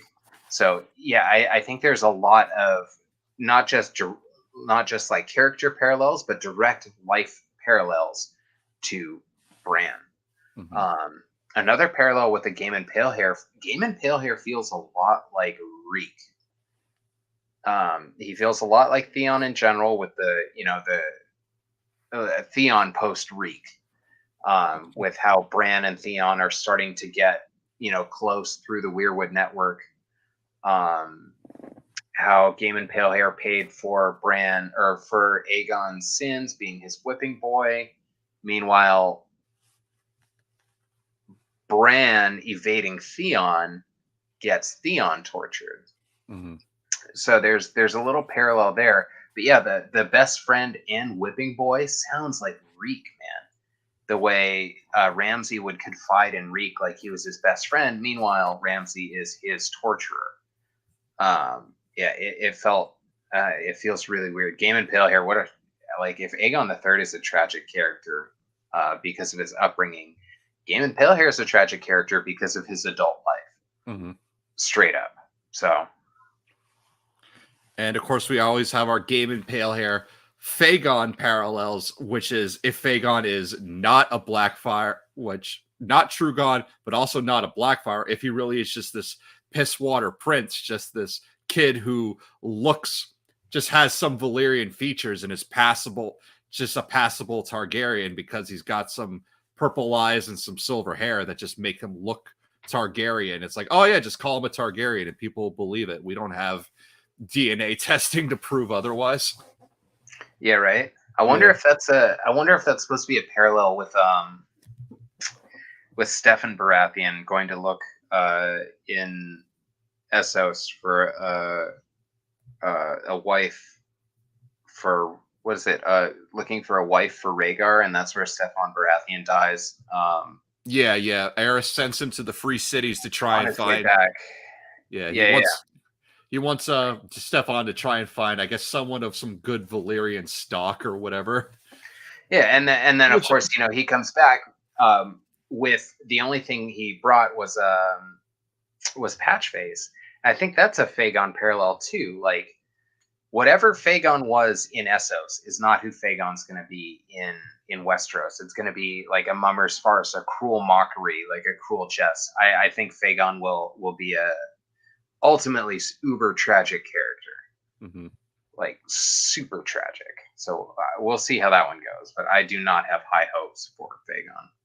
Yeah, especially if Fagon gets eaten. If he ends up as an inverse, if him and Dany end up as an inverse of Rhaenyra and Aegon II, and Fagon gets eaten by a dragon, and just how Aegon III had to watch his mother get eaten. If Fagon is the one getting eaten, has to stare down the throat of a dragon before suffering that same fate.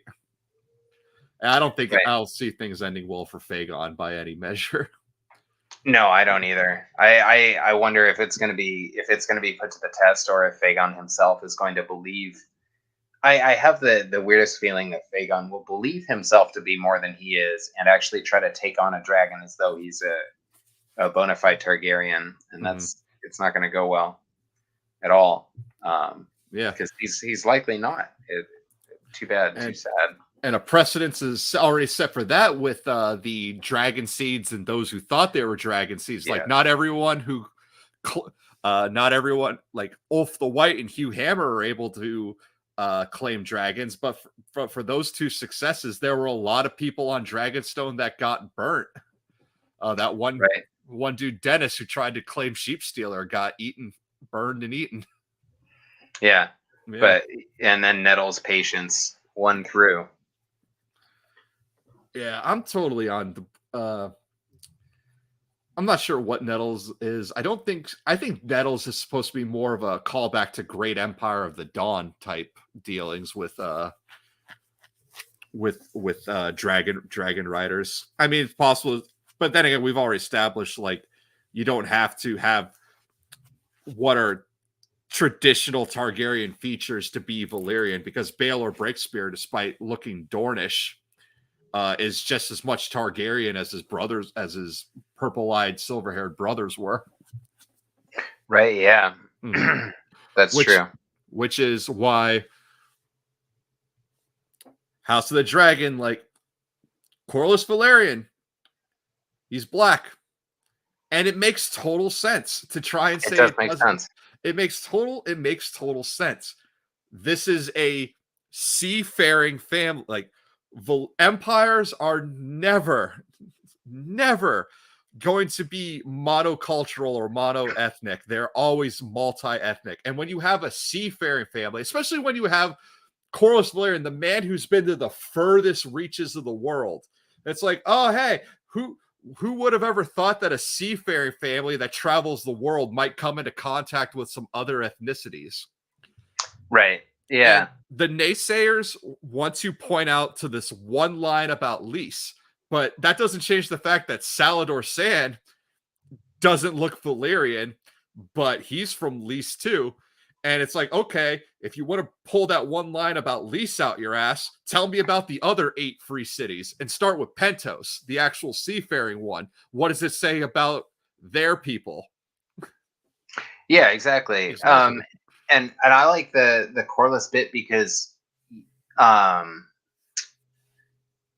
Rhaenyra's kids are no secret to anybody. They're no secret at court. They're no secret. George tells us 3 times, of their lineage is doubtful. It's not going to be a secret in this show either. Yeah, we're gonna know, but it's also going to be like an unsaid and unspoken. This is how much the respect the queen demands. You don't say anything, even though we all know it. Yeah, like people, and that's necessary. Sorry. People want to treat the parentage of Jace, Luke, and Joff as some great mystery. It's like, no, there is no mystery. They're bastards. They're not Laenor's kids. Viserys and Corlys are looking. They're either, well, Corlys is just looking the other way because this is a man who knows how to play the Game of Thrones. Even if they're not really his grandchildren, they bear his name and they're going to be kings, and that's all that matters. As for Viserys, this is either the same. He's looking the other way or he's in denial. But the thing is like what you can't sit there and say is like, oh, there's some great mystery. They could have been fathered by anyone. No, these are Harwin Strong's children. They are very obviously Harwin Strong's children. And it was always supposed to be very obvious that they are Harwin Strong's children. The mystery is that there is no mystery. Exactly. Now, Corlys is really good at this because just a few pages prior to that, what does he do? Hang on. There's bastards taken in at, Adam and Alan Velaryon, Laenor's kids. His grandchildren. Right, his grandchildren. Meanwhile, who shows up? Hang on. Who shows up with them? Mouse. Legitimate. Yeah, was it Mouse? So Mouse shows up and says, oh, these are Laenor's kids, Laenor's bastards by birth. And Corlys says fucking nothing, but just takes them in. Like, yeah, okay, dude, we get it. They're yours. You don't have to, like, you could have been family. Like, oh, no, right, yeah. You could have said something, like, offhand before you brought them in, but he literally says nothing. So, yeah, Corlys is a seasoned court practitioner. He knows how to work how to play the game. Yeah. You don't become the richest man in Westeros if you don't know how to play the game. Truly. What did you think of the House of the Dragon trailer, by the way? Oh, I loved it. I'm so excited for it. And then plus August 20th, my birthday is August 31st. So when I saw it August 21st, I was like, oh boy, happy birthday to me. Oh yeah. Oh, that's true. Yeah, it's coming up so soon, man. This year's flying by. No, that trailer was so good. Just like the just how badass it feels. Mhm. Especially Damon. Like Damon's character, I can tell they're really going to go, Matt, dude, how hard can you smile with deadly intention? And Mhm. I just feel like that's going to be him the entire season. The way they put him in like that authoritative, you know what I mean? The camera's always like looking up at him like, oh God, what's, or yeah, what's Damon gonna do? Dude, he is scary, man. Mhm. They really did a good job with that, I think. Yeah. Don't blame Rhaenyra. Yeah, and Breakbones was hot. Yeah, and that's the thing. I always felt like it was kind of just this open thing with Rhaenyra and Laenor, which is, look, Laenor gets to have the children that he's supposed to have without having to perform the deed that he doesn't want to perform. And all he's more than willing to claim these kids as his own, even though they obviously aren't his. And all he asked in return is, can we just name one after my boyfriend? It's a pretty No, fair we deal. can't. And if you do that, then you can continue banging Harwin, and I'll keep seeing my boyfriend, on the DL. Right. It's a fair trade. And then publicly we'll do all the things that a husband and wife are supposed to do behind closed doors. You sleep with who you want to sleep with, and I'll sleep with I want to sleep with. Yeah, and Like, I it like always seemed to be like it was just like a just a deal the two had made. Just like, yeah, this is a sham marriage, but we're gonna play to it because we both get something out of it. right. Yeah. I like that Corlys. Corlys is the one who says no, we're not naming him Joffrey, and it's only after Corlys dies that he gets to name his son Joffrey. I thought that was a small victory for Laenor. That's cute. Like, yeah, that's nice. You finally get to name your son after your ex boyfriend, your Well, no, illegitimate son after your no. ex boyfriend. Corlys lives. Corlys lives to see Oh, Joffrey's does birth. he? It's when Joffrey, the actual Joffrey that he wanted to name him after, dies, is only when he gets to name him Joff. Oh, is that? Oh, okay.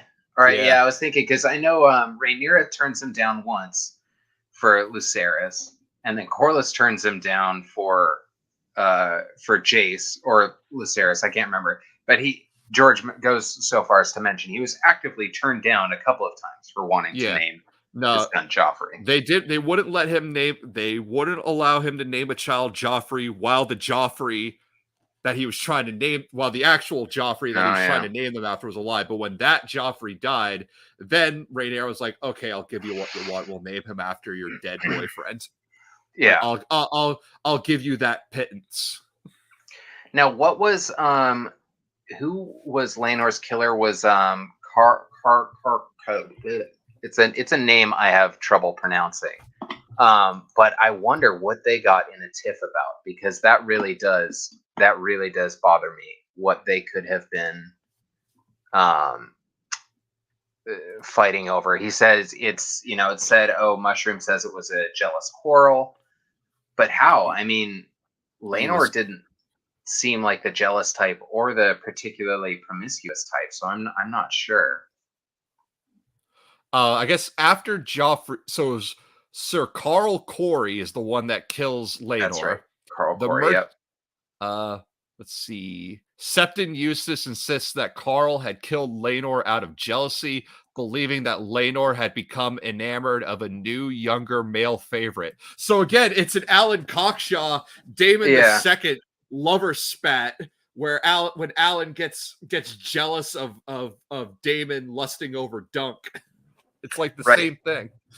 Right, and even like a Cersei Jamie parallel there, right? Mhm. Why would that would be an interesting thing if because the prophecy, Maggie's prophecy, doesn't actually say a younger, more beautiful queen. It says someone younger and more beautiful. So whereas people think, oh, it was Marjorie because Marjorie was the younger and more beautiful queen, it doesn't actually say queen in the prophecy, just someone younger and more beautiful. And that could mean that Jamie falls for somebody younger and more beautiful. I don't know if Brienne is younger than Cersei. I think she is, but yeah, that would be the trip, right? Is if if that was just a lover's quarrel, if it didn't have anything to do with the public eye, but Jaime's eyes instead, someone younger and more beautiful in Jaime's eyes, that would be interesting. That would be a neat carryover from that. Yeah, and that's the thing about prophecy is so much of it is open to interpretation. And then, of course, we always got that famous line from Marwyn. Yeah, prophecy will bite your prick off. I feel like either Marwyn has tooth marks on himself, or like that is oddly specific. Marwyn, what did you do to the psychic that came through here last fall? Like, what books were you reading in a shy? Yeah, for real. Like, drop your pants, Marwyn. Let's see how many prophecies you've tried to listen to. All right, we're doing it again. Yeah. We have too many dick jokes.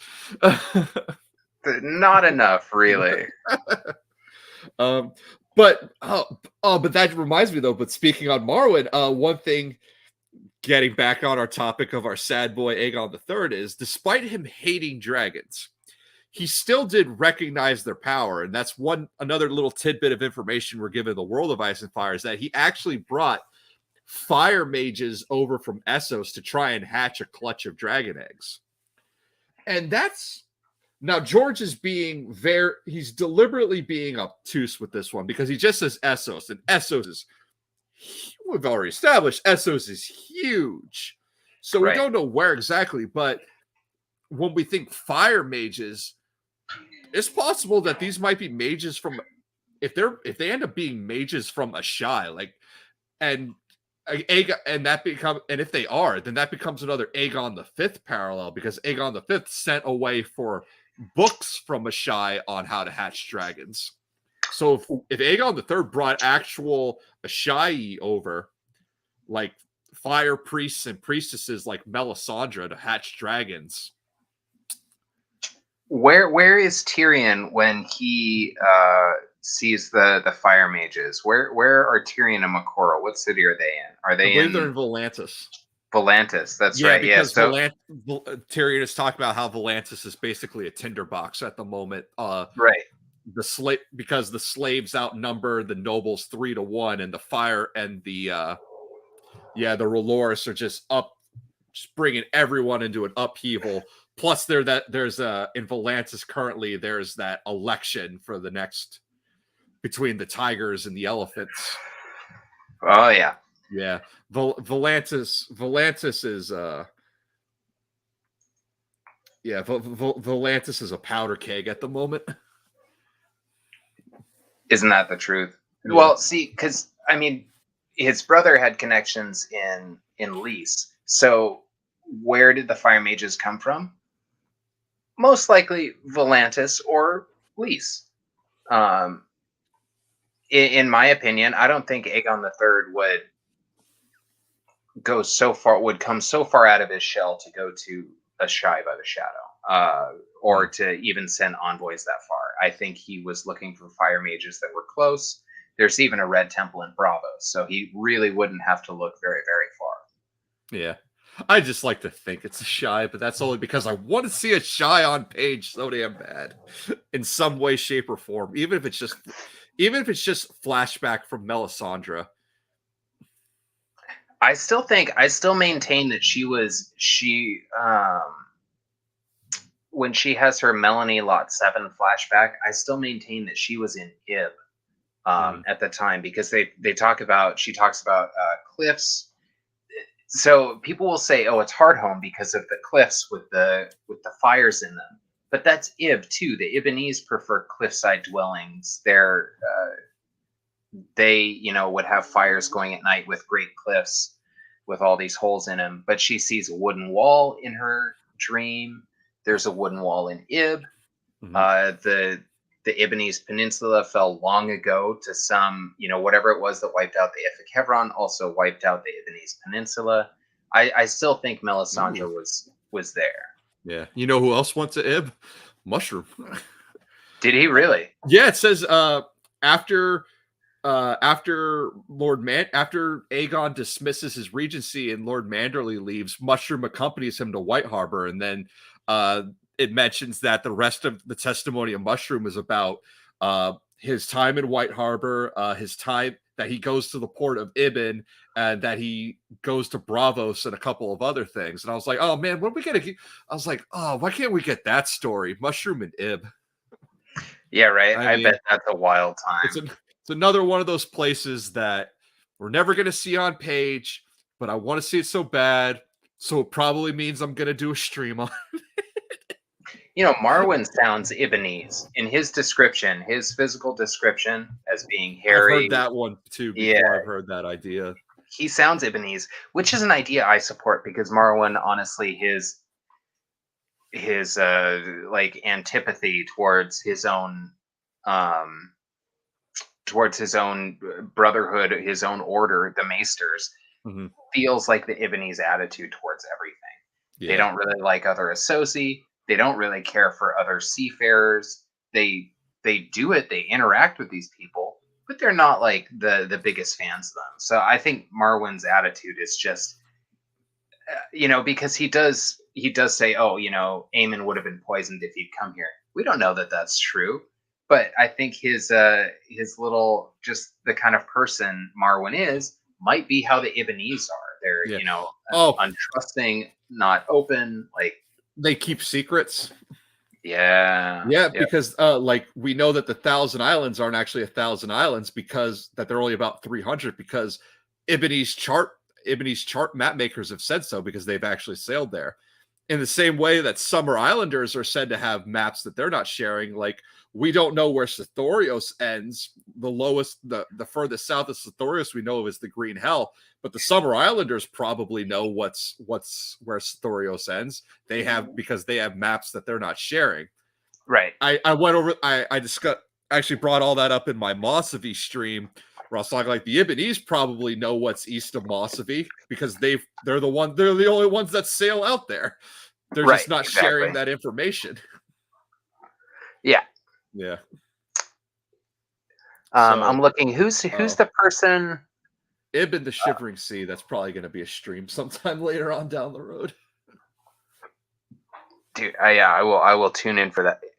That's the things. One of the things that got me started asking the real questions was like, what's all this shit in Essos that's like super dark and super out there that we barely hear about? Like, that's what I want to know about. That's my channel, the nichest of niche topics. Yeah, right. No, that's perfect. Who went to the wall? Who after the Dance of the Dragons? Was it Kristen Cole that wanted Sir to be sent to the wall? Perkin the Flea. Perkin the Flea. And that's then right. A bunch of the Gutter Knights all chose the black, and that's how Cregan Stark spared them. So I'm wondering if we can figure out from the Dragon Show who was at the Watch at the time. I think that, like, I think there's little things, and I'm really hoping that there's little things from House of the Dragon that we can pick up on and be like, oh yeah, George, this is totally George, or that we could get some confirmation on. Like little tertiary items. Yeah, who are they going to notify when they send Perkin the Flea and his retinue up to the wall? Like the only time that the wall is even mentioned in Fire and Blood is near the end during the Winter Fever. Because the North gets hit, since the Winter Fever prospers, does the well in cold climates. This says that like Barrowtown gets hit hard. It's the North that really suffers, and it's in that time Cregan Stark has to help the wall because a wildling chieftain is able to breach the wall and lead a host down past it. But aside from that, that's really the only time the wall is ever mentioned in like the entirety of Fire and Blood. Yeah, it's not big, but it's one of those little peripheral things that we definitely want to know more about, because we know a lot about the players in the game. We know a lot about what was going on at Dragonstone, at Harrenhal, King's Landing, and throughout. I mean, Dorne is kind of a gray area during most of Fire and Blood, but we know a lot about a little, and I'm hoping the Dragon Show kind of expands on Right. that a Oh yeah, little. it's Alysanne. I'm sorry, I didn't mean Fire and Blood. I mean, during the Dance of the Dragons, the only time the wall is mentioned Right. is really it's not even during the dance at all. It's post dance. It's post dance. The Winter Fever. No, Fire and Blood. The wall gets mentioned a lot. I meant specifically Dance of the Dragons. The only time the wall comes up is during the Winter Fever. Now, speaking of Winter Fever, there is the long winter once Aegon the III comes into his reign. No, Right? you're okay. You're okay, Jackie. I should have been more specific.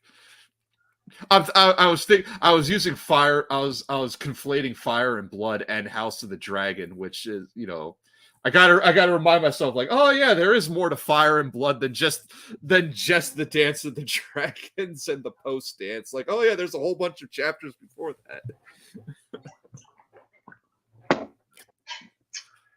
Yeah. Yeah. So what was I just thinking? Oh yeah, and then there's the Hour of the Wolf. So Cregan Stark coming down,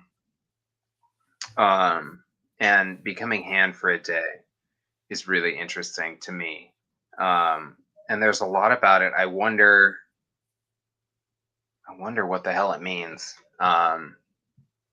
Especially, I was interested in one in particular. Is this like reverse walk of shame that Cregan Stark takes back towards the north, where these northern guys just start hooking up with whoever they can in the Riverlands.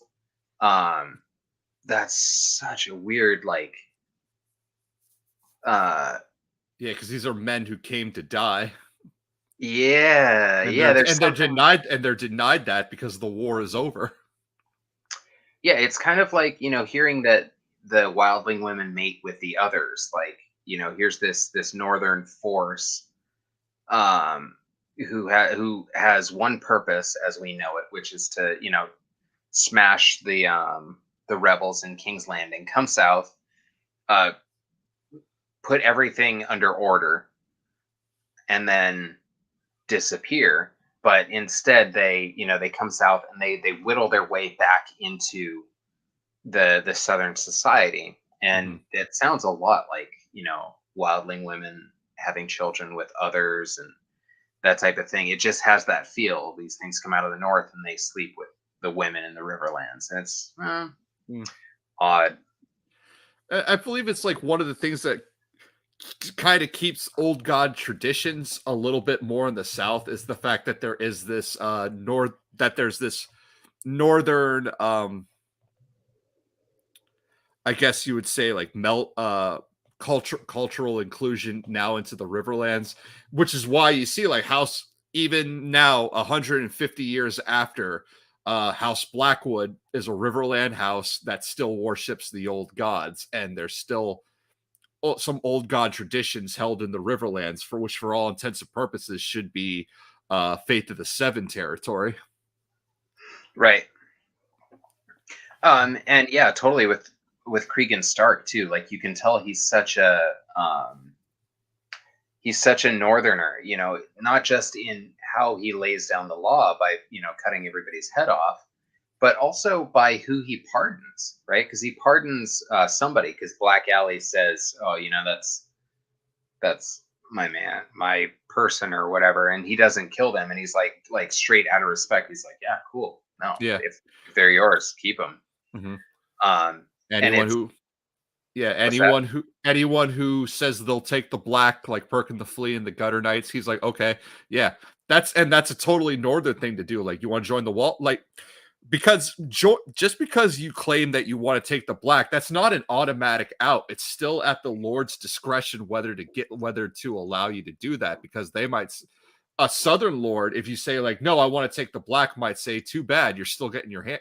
No, they might deny it and say, no, you're getting your hand chopped off. There's no ifs, ands, or buts about it. Right. So what do you think about that saying, the Hour of the Wolf? It comes up again in Dance a bunch. John's chapter, Cersei's chapters, Theon's chapter. But it's not even, it's in Feast for Crows once, the Hour of the Wolf. Yeah, that's another Cersei role. or another Cersei mention. That's just it's a weird thing to say.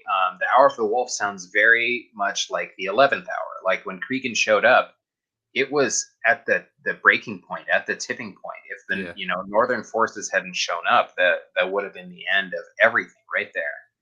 But they showed up right at the last minute. So the Hour of the Wolf has this feel to it that maybe it's like the darkest hour before the dawn, or it has something to do with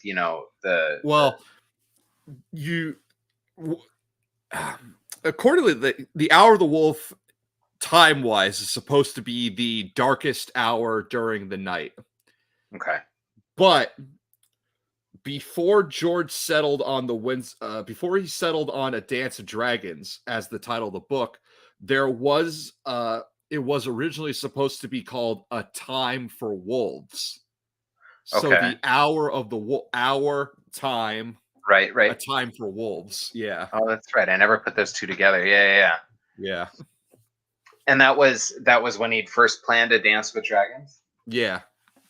And then Dance was supposed to include... That was when it was supposed to be one book, and then he realized, oh shit, this thing got too long, and then it got split into two, and we ended up with A Feast for Crows and A Dance of Dragons. But that was when it would have included the Battle of Ice and the Battle of Fire. It really got away from them. Right, but I mean, we would have seen on the other side of what's about to happen in Winterfell, in his first drafts with, Dance with Dragons, he had included that part. That was supposed to be the climax. That's why, A Dance with Dragons, though it is climactic, there's not one big, boom like there is with the Battle of the Blackwater, or, Yeah, Battle of Ice and the Battle of Fire were originally both supposed to happen with Dance. And George's not George's admitted, but I brought up, it was an interview with, I think I mentioned this before in another stream, an interview with Elio and Linda. Linda. But basically, one of the things that George is one of the big reasons that TWOW is taking so long is George is struggling with the Dany chapters because Dany is so far behind because she's still in Marine. Like, he really should have sped up her, and that's what TWOW was saying. That's what I was saying. Like, if George were to just release a companion book of just Essos chapters, like even if just Dany chapters, or Dany, Tyrion, and Victorian chapters, just to get the Essos stuff out of the way and get Dany caught up, so that she's like at least in Volantis by the time TWOW starts, so that she's closer. He should do that. Release the chapters piecemeal. But yeah, that seems to be the biggest struggle for George in writing Winds of Winter, is Dany's placement, because she's so far removed from Westeros by still being out in Marine. Right. Yeah. I feel like there's no reason, unless he's being super, super time faithful or something. There's no reason that he, like you said, could publish a companion book about what happens to Dany and Vaes Dothrak. It's not like we have any other POVs or anybody we even know or have heard of in Vaes Dothrak right now. She could spend 10 years there, come out of Vaes Dothrak, and find out it's only been 10 minutes or something, George. I mean, his options are limitless.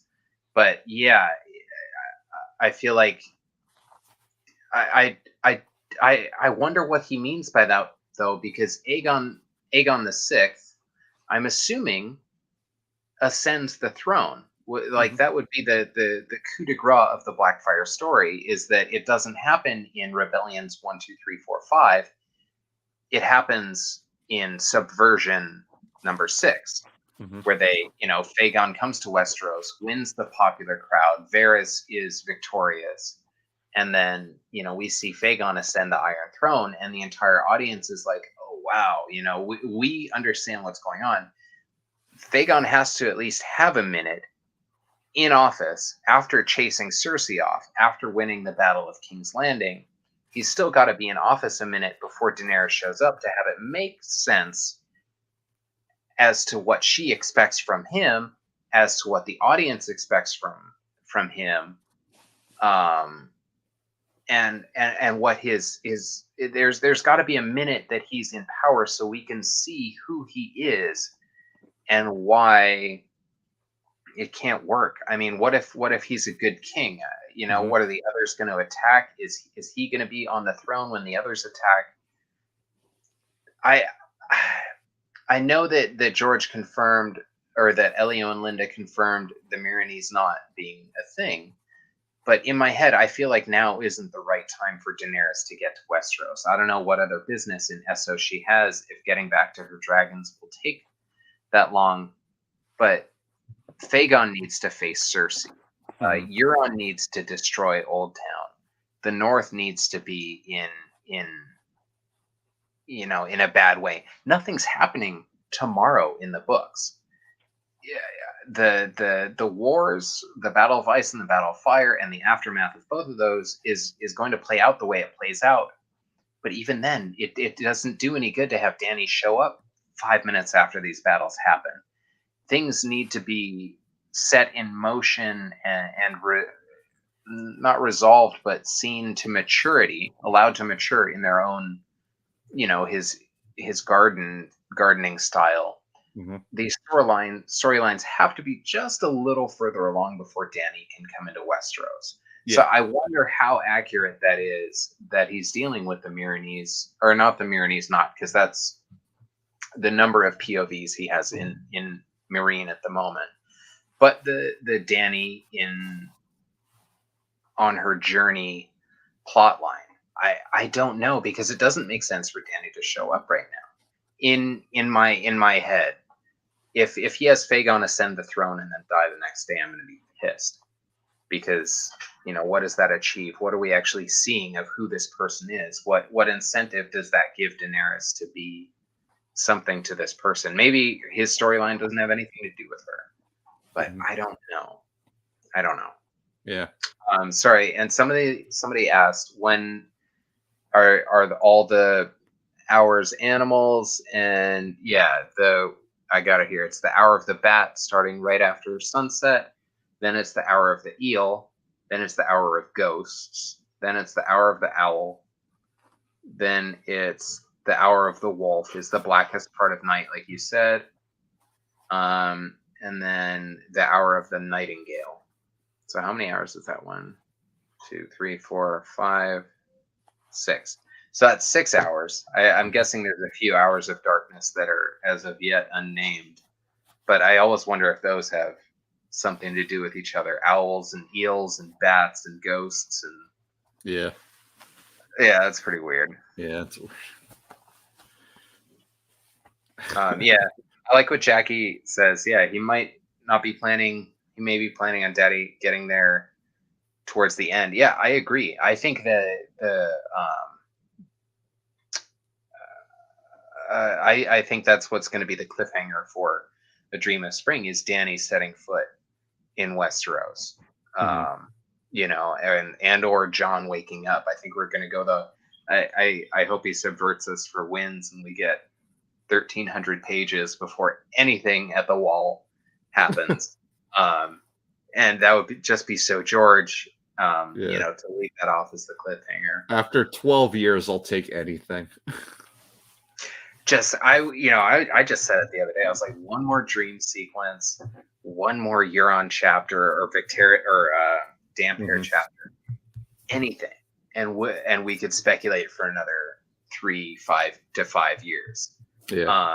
But it's been years since a chapter reading. It's been years since. I mean, like 2014 was the last chapter reading. So, yeah.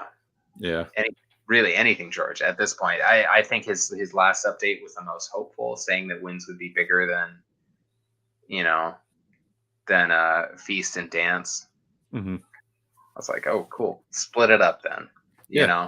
Give us the next 16 chapters and we'll roll with it. Yeah, I think George's problem is, for whatever reason, he just seems to be so dead set on getting this done in 7 books, and I guess putting it out in what he would view, I guess, as a proper book form, when it's like, no, man, if you just release it chapter by chapter, release it piecemeal, we'll still buy it. Like, it doesn't need to be, if you're restricted by page count, then just make it more than 1 book, or just make companion books, or just turn it into a series of mini books. Just like, give us something, anything. Like, but don't feel like you have to force yourself into the 7 book limit, because you already went past your original idea when it was supposed to be 3 books.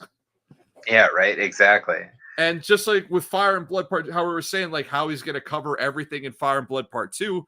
It's like, well, maybe he won't. I wouldn't be surprised if Fire and Blood ends up having to be 3 parts, or if Fire and Blood at Part 2 ends with Makar's death, and then everything else we're left with, like, up to Summerhall, we have to rely on Dunk and Egg novels to cover up to. Yeah, it's a good point. Yeah. Yeah, I would appreciate that. Yeah, because I mean, everything in Dunk and Egg leads up to Summerhall. Yeah, and everything after, all the history after, aside from the specifics of the War of the 9 Penny Kings, most of the history after Summerhall is pretty well established. Right. Yeah. I might venture, though, him releasing the books as like a little mini series. I think he wants this book to hit the points that Game of Thrones and Clash of Kings hit, where it's this huge boom of new characters. And I know he said he's not going to add any new POVs.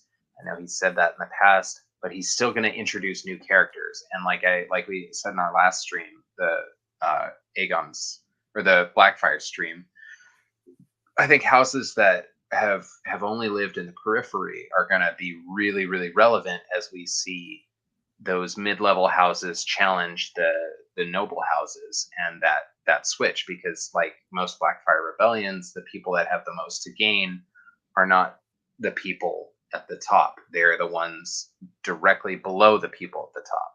Mm-hmm. So we're going to see a lot of those flip. I think we're going to have be introduced to now it might either new characters or new situations right off the bat. Like Clash of Kings was very good at that, right? It introduced the Baratheon brothers, who we'd just kind of talked about and glanced over in Game of Thrones. It introduced Melisandre. It introduces Davos Seaworth. It introduces I think what the first Sam POV is in. Oh, that might be Storm of Swords. Who else does it introduce? Anyway, I think he wants this next book to fit the pattern of his first at least 2 to 3 books, where there's this a lot of information at the beginning, a lot of story and functional movement in the middle, and then a nice big climax at the end. And I really think he wants to hold himself to that. And I think that's what's holding him back mainly. After the TV show, his books are going to be put under the microscope and scrutinized and torn apart, and not just by fans, by critics, by the majority of the people that are going to be buying the books are going to be looking for something different than they would have been, or than they were with the last book, or would have been if this book was released 5 years ago. Yeah. If it was released while the show was still going, we could have just debated the show. But now I don't know, I think he definitely feels the pressure. Yeah. And not just outwardly. I think he wants this project to fit the mold that he set out to make. That's very clear in the first 3 books and kind of gets muddled in Feast and Dance. So yeah, it's too much pressure. Yeah, right. Yep. But we're talking about a guy who no pressure, because we're talking Aegon III, until we deviated a lot there from bit. But Aegon III, first, and the parallels he's going to have to Bran as this post-war king. And it's like, how do you fix something that's so massively broken, especially when you yourself are so massively broken. I think that's the biggest parallel that Aegon III is going to have with Bran. And that's why I definitely think that before we ever get a Dream of Spring, we're going to get a Fire and Blood Part 2, Blood and Fire, whatever George wants to call it, because groundwork like that is going to be laid for future books. Just like how I said, groundwork for Winds of Winter has been set in Fire and Blood. And I think the same will be said of Blood and Fire and A Dream of Spring. Concepts that will come in with the past will be the things that we can expect in the future when we see A Dream of Spring. And Aegon III seems like the big, being this post such devastation king, seems like the trajectory that Bran's going to take following everything that's going to happen. The War of the Five Kings, Euron's blood feast, the battle with the others, and everything, grayscale outbreak, just calamity after calamity after calamity. George is already setting that in motion. He set that in motion with the Dance of the Dragons, went and then continued it, brought it down a little bit. And I think that's what he's going to do is we have this high calamity of the Dance of the Dragons, brought it down. There's still calamities like the Winter Fever and the Lyseni Spring, which are nowhere near on the scale of the Dance of the Dragons, but still are problems in and of themselves that need to be major problems that need to be dealt with. But it's just this cascading thing of how do you deal with all this when it's coming one right after the other. Yeah. Yeah, I don't know. I think there's a lot of things that are going to be in the wind for Bran. Just like, Aegon the III really benefited from having Cregan step in for him for the day. Mm-hmm. Who's going to step in for Bran on that level? Because the conversation that Cregan has with Aegon the III feels very similar to the conversation that Ned has with Bran. He never gets to have that conversation with Jon. He says, when I get back, we'll talk about it. But he does have that conversation with Bran in the very first chapter. He sits him down. Bran says, for the rest of my life, are things going to be like this? And Ned sits him down. He's like, for the rest of your life, this is your life, kid, and that's the only talk that Ned ever has with any of his kids. And so to see this direct guidance from Cregan to Aegon, who, and yeah, I know Aegon has Daemon as a father, but Daemon, I don't know how true this is, but Daemon, it doesn't feel like Daemon ever really parents Aegon. No. Not really. And so that's why I think like everything Aegon takes into his rule, he got from Cregan. The dancing bears and full stomachs. Like I think that came from two sources, like you said. It came from his brother, from Lys, and from the North. And I think because Daemon never fathered him, that conversation that he had with Cregan Stark was super, super, super impactful. And the same with Bran. He has that one conversation with Ned, and then Bran falls off the tower, and that's it. That's the last time he talks to his dad. Yeah, it's like Jon. Same thing with Jon and Ned. Like Jon being fathered by Rhaegar, but being parented by Ned. It's that line. Oh, good one. Yeah. He may have been your father, but he wasn't your daddy. Oh yeah. Was that Guardians of the Galaxy 2? Yeah. Cregan is the father figure that Aegon never had because Daemon wasn't around. But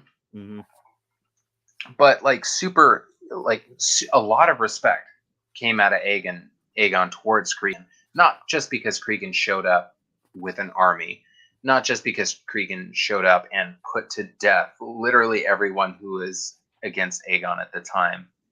But it was they hit it off. They really did. There was something they filled some niche that both of them needed filling. I mean that in the straightest way possible.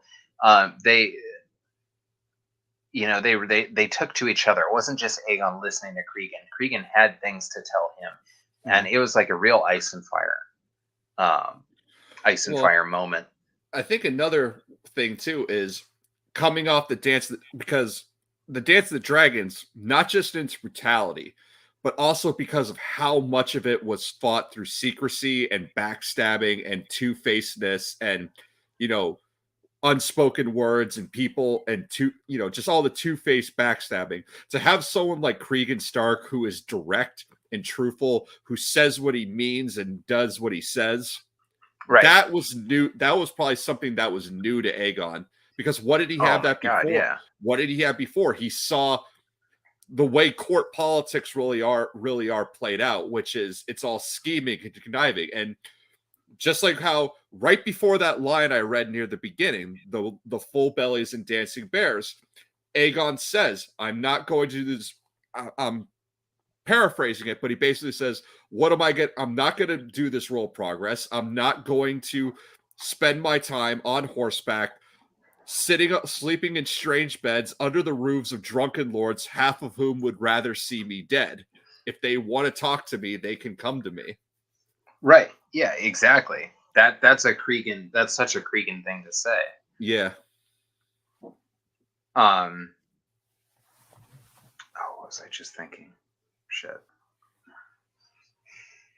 Oh yeah, and then I love the marriage pact, though, to end this succession crisis, marrying Aegon to Aegon's daughter. What's her name?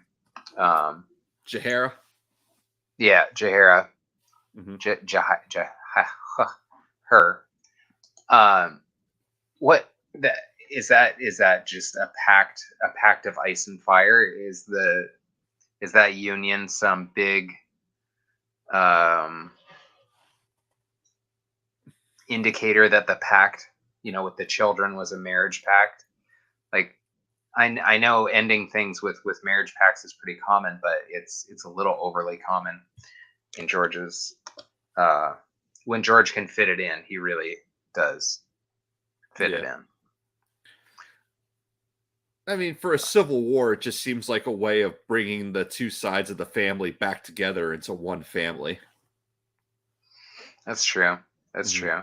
What was I thinking about earlier? Oh yeah, you were talking about direct language. He probably got a fair amount of direct language from his mother, but it wasn't. He needed to hear it from a person. Daemon was never going to speak directly. Daemon, spoke softly and carried a big stick. He never came out and said the things. Meanwhile, here Cregan comes, he takes responsibility for who he is and what he's doing. Puts everyone to the sword, tells his guys to go out and start families. This is who Aegon wants to be. Mm-hmm. So yeah, peace, justice, and full bellies. Yeah, exactly. And I think, it's interesting. You could almost say that, this is a Targaryen king with a northern mindset. Yeah, I was gonna say he has more of the north in him than I think. Like Jon. Like Jon, yeah. Like Jon. So I would say there is strong parallels between Aegon III and both Bran and Jon. Some clear parallels. Like our should be our catchphrase on this channel. It's never a perfect 1-to-1 ratio. There's always there's foldovers, there's bits and pieces.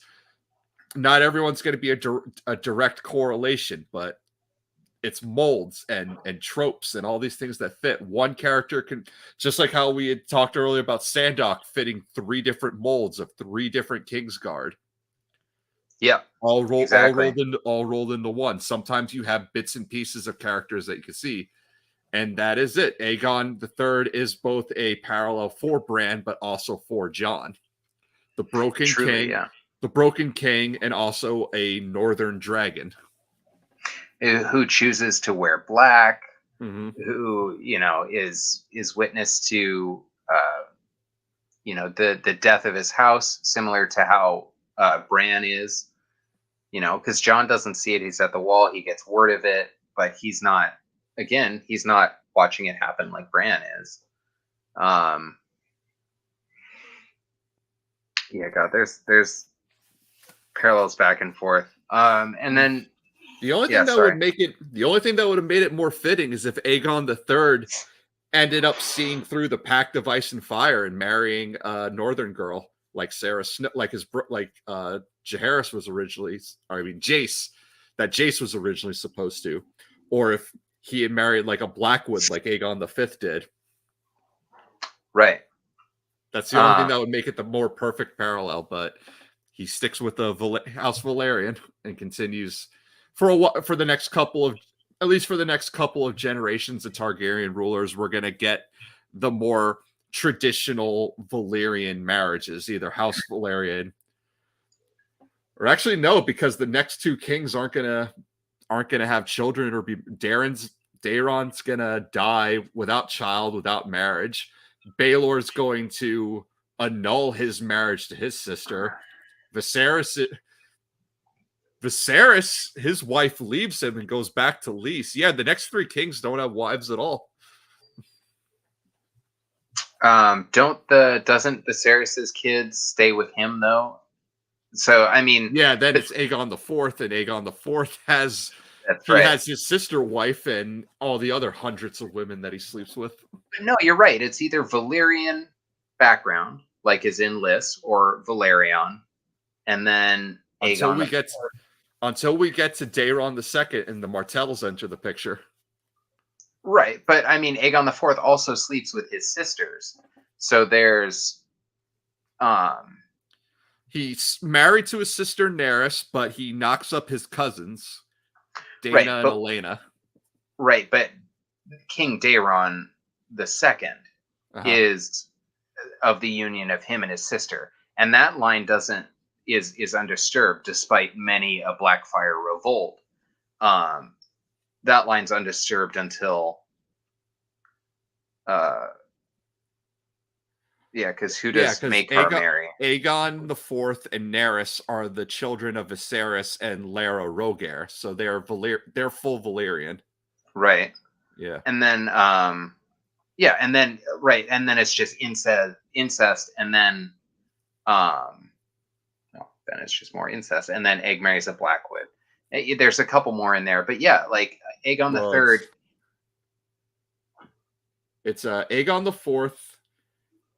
After we get Daeron the Good and Mariah Martell, and that's how we bring Dorne in. Oh, it is a Martell, right? And then it's Maekar, and after him, Aerys the First is the next king, but he's married to a Penrose, but he never consummates the marriage. Right. Then it goes to Maekar, who's married to a Dane, and then we get Aegon the Fifth, who's married to a Blackwood, and then it's just generations of incest until we get to Rhaegar. Okay. Right. Yeah. So it should be right. So it's couple generations of Valyrian, couple generations of Dornish, couple generations of Northern blood, right? Because Blackwood is ex-Northern blood, and then and then it's just incest from there down. So things ended at different times. The ideal for Targaryens in 120 or 136, or what is that, 131, when Aegon takes the throne, the ideal is to marry Valyrian at whatever that can be. Go to Essos, find a Valyrian, bring them back. It's still better than marrying one of your vassals' daughters or one of your lord's daughters. And so Aegon didn't break with that tradition. Aegon the Third, anyway. Yeah. And they wouldn't break from that for many years. So that the whole Valerian picture. But then again, the Valerians were one of the most powerful families at the time. I could see that being why they continually married into that family and continued to do so, even though different things in the family changed. The dragons are gone. Corlys is gone. Yeah, really, after Corlys, he was... What's that picture of the Lannisters at 100%, and it's just a picture of Tywin? Looks like the Valerians at 100%, it's just a picture of Corlys. Because once Corlys is gone, because House Valerian starts to falter, like, it used to be that Lord Admiral, like it was almost at the point where the Lord Admiral, Master of Ships, was a House Valerian by birthright, but it's no longer anymore. So after Corlys's death, at some point that family enters a general state of decline. Now they're vassals to Stannis. Right. Yeah. So it's like how the mighty fall. Yeah, right. Yeah. Being Stannis's vassal, it's got to be like being in the world's shittiest union. Like, yeah, everybody gets the same thing. Beats and toenails. Like, beats and toenail clippings. Eat up. But it's just like when Aegon takes the throne. Once you've reached the top, there's nowhere to go but down. Right. Once you've reached the peak, there's nowhere to go but down. Fucking peaks. Oh, man. The peaks are terrible, but they're just that. They're chasing their peak as a house. Yeah. Like, they're chasing their apex, their ideal as a house, and they never stop. And that's so interesting. It's so it's great for George to write in characters like that are like the T1000 of their house, but they do it by being shitty. Yeah. That's so true to life. I wonder if there's a real world. Are they like the Tudors, or who are they that they just leech power until as long as humanly possible? Yeah, Egg's mother is a Dane. Aegon the Fifth. Yeah. So Dany is, she's Targaryen. She has Targaryen, Dane, Blackwood, and Martell blood in her if we trace back her blood lineage. Right, but it does go to Valyrian, to Dornish with the Martells, then a Dane, and then a Blackwood, which is ex-Northern, so it should be right, to Valyrian, to Southern, to Northern, because Blackwood and then Stark. Well, that's Jon. But Blackwood and then a bunch of incest was Dany. Yeah. So, yeah, they kind of follow that scheme where they marry whoever's favor they're trying to get. I mean, it's interesting that the Targaryens are so powerful, yet they're still marrying for favor, right? Oh, what's that? Conquest of Dorne? How about marriage pact with Dorne? Like, I see you and I raise you marriage pact. Or the best I can do is marriage pact with Dorne. And so that's what they do.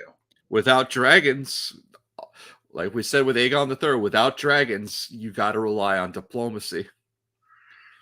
Or vagina, apparently. Well, or hands in marriage. You diplomacy your way to the vagina. Exactly. Yes. That's what Daeron the Good did, and the beginnings of that. But the beginnings of that start with Aegon III, because this is, like I said, like even though Aegon III has a long, relatively peaceful reign, it still is the beginning of the end, because immediately after his death, his son is going to undo those 2 decades of peace. Right. A boy who only knew peace will start a war. He'll be followed by a zealot. He'll be followed by a very capable man who is snuffed out before he could do the most good.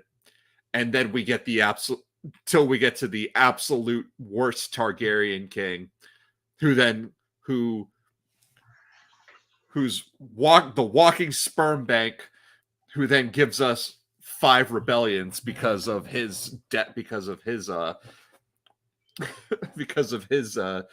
deathbed decree. Right. Yeah. I was just thinking about going back to how parents produce children that literally will do a 180 on everything that they did. Oh shoot, where was I going with that? I like George's use of, if a character had a bad childhood or faced a lot of adversity, chances are they're a good character. George keeps that. Like the Mountain had an okay childhood. Meanwhile, he was Sandor's torturer. So, it's like Sandor had a really shitty childhood. He's going on to do great things. Jon, bit of a shitty childhood. Mm-hmm. He'll go on to do good things. Daenerys, terrible childhood. She's well on her way to doing great things. Sam, Brienne, arguably Jaime, arguably Tyrion. These people whose childhoods faced great, emotional turmoil. And I know that this is something that George feels for himself. Just a kid with a low to medium tough life, but still a tough life nonetheless. A life of being told no, or a life of again, he talks about how his, George's family lost a small treasure in the Depression or something, prior to that. And goodness, there's so much of these forces at work when it comes to, what matters in a person's life, what their name is, or what they spent their life doing up until this point. And a lot of these big names are jerks because they spent their life not ever having somebody tell them no. Mm-hmm. And it's apparent, with Daeron the First. Nobody ever told him no because he was already being provided the safe life that Aegon the Third never had growing up. Big deal for Aegon the Third to make it safe for his kids to exist, but they were so safe that the second they were out from under the roof, they started a war because they had no idea about the parameters in which they actually lived. They just knew that they were going to push it the second they got out the gate. Mm-hmm. And that's such a good tactic to employ, because we see people who we really want to succeed, or we see as really good people, and that's great and everything, but you have to that it came from a bad place, or as something akin to that. I wonder if we'll ever see, that kind of means that a good character would have a bad character for a child. And I mean, that's kind of what happens with,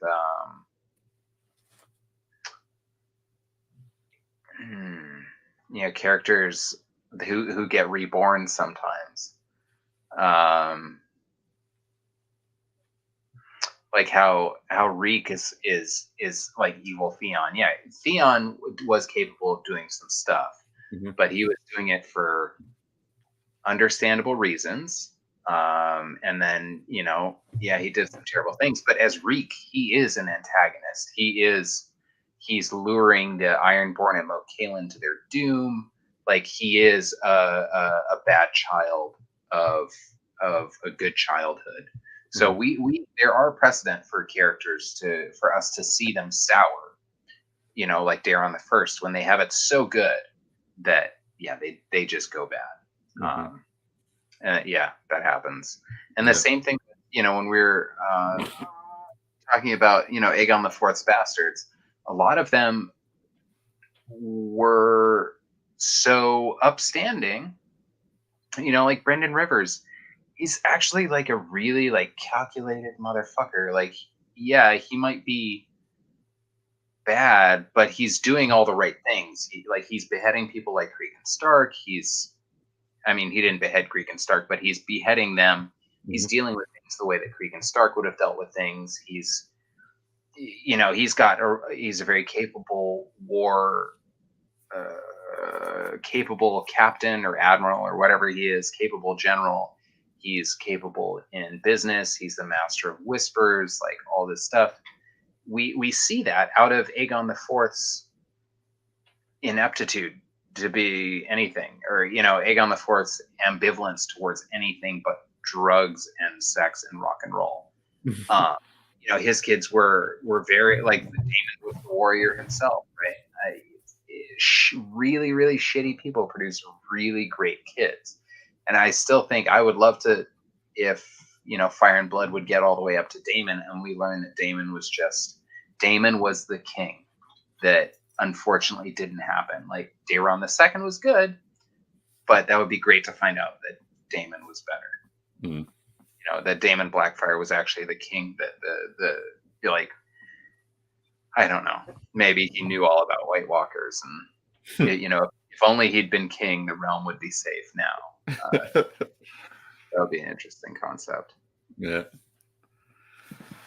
Well, I think that's a good place to end things on. We covered a lot, and definitely very excited for anything George puts out.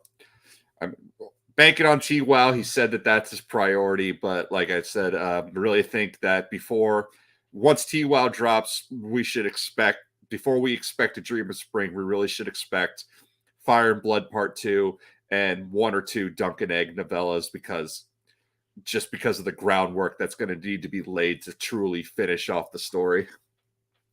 Yeah, I think he has to finish Dream before he gets to the last of the Dunk and Egg novels. I think what happens with Summerhall has to do with the end of Dream of Spring, or if not the end of T-Wow. And so I think one before the other, so he doesn't ruin the main series. I think he could do more Fire and Blood though without ruining anything. Mm-hmm. I think that's what he's going to focus on, because he could go all day about the Targaryens and still not scratch the bigger mysteries of Planetos. And I think he likes doing that. I think he likes fucking with us on that level. Well, we'll just have to wait and see, but hopefully once we get anything, we'll see if some of these things we speculated on come to fruition. But I'm sure they will. They will. All right. But thanks, man, so much for having me. Oh, of course. Thanks for coming back. Thanks everybody for stepping out, for coming out for the stream tonight. Tomorrow, happy to announce Gray Area is back with Direwolf City to stream. Her and the ladies of Direwolf City, I Eat Zebra, Totes Not Alice, and Nim Shadow will be breaking down the House of the Dragon stream. And I know Gray Area always brings the goods to that. She's going to spill the juice, and her opinion is the one that I love hearing the most as far as Hot D goes. I'm going to try and be there because I also mod for Gray Area, and I'm very happy to see Direwolf City come back. So I hope everyone checks that out. Thank you again for everyone coming out. Thank you again to Austin. Not sure what the next I said I got more streams for the future, but don't really have an exact topic for the next one. Might see this whole Ib and the Shivering Sea thing, if I could make something come of that. We stay on this brand of the obscure of obscure, like things that are only mentioned in the world of Ice and Fire and nowhere else. I mean, that's where I was thinking about doing a standalone stream on just the faiths of Westeros and how many of them are actually Greenseer inspired, like the maze makers of the Barathi, maze makers, and a lot of the stuff. And one of those things was Melisandre being an Ib. Like, I had to go back and read the world book for the explanation and the description of Ib, and then go back to Melisandre's chapter to her dream, and it was eerie how much it felt like Ib and not Hardhome. So we don't hear walls of Hardhome, but it was. That's interesting. So I definitely think like a world religion stream is one you might see in the future. Who knows? Yeah. Right on, man. Well, hey, thank you so much to that if you do it. Oh yeah, it's coming, man. It's coming. I got little projects around the house first, so same. Yeah, right. Life, right? Yep. Well, thank you so much, man. Of course. Thank you, everybody. Good night.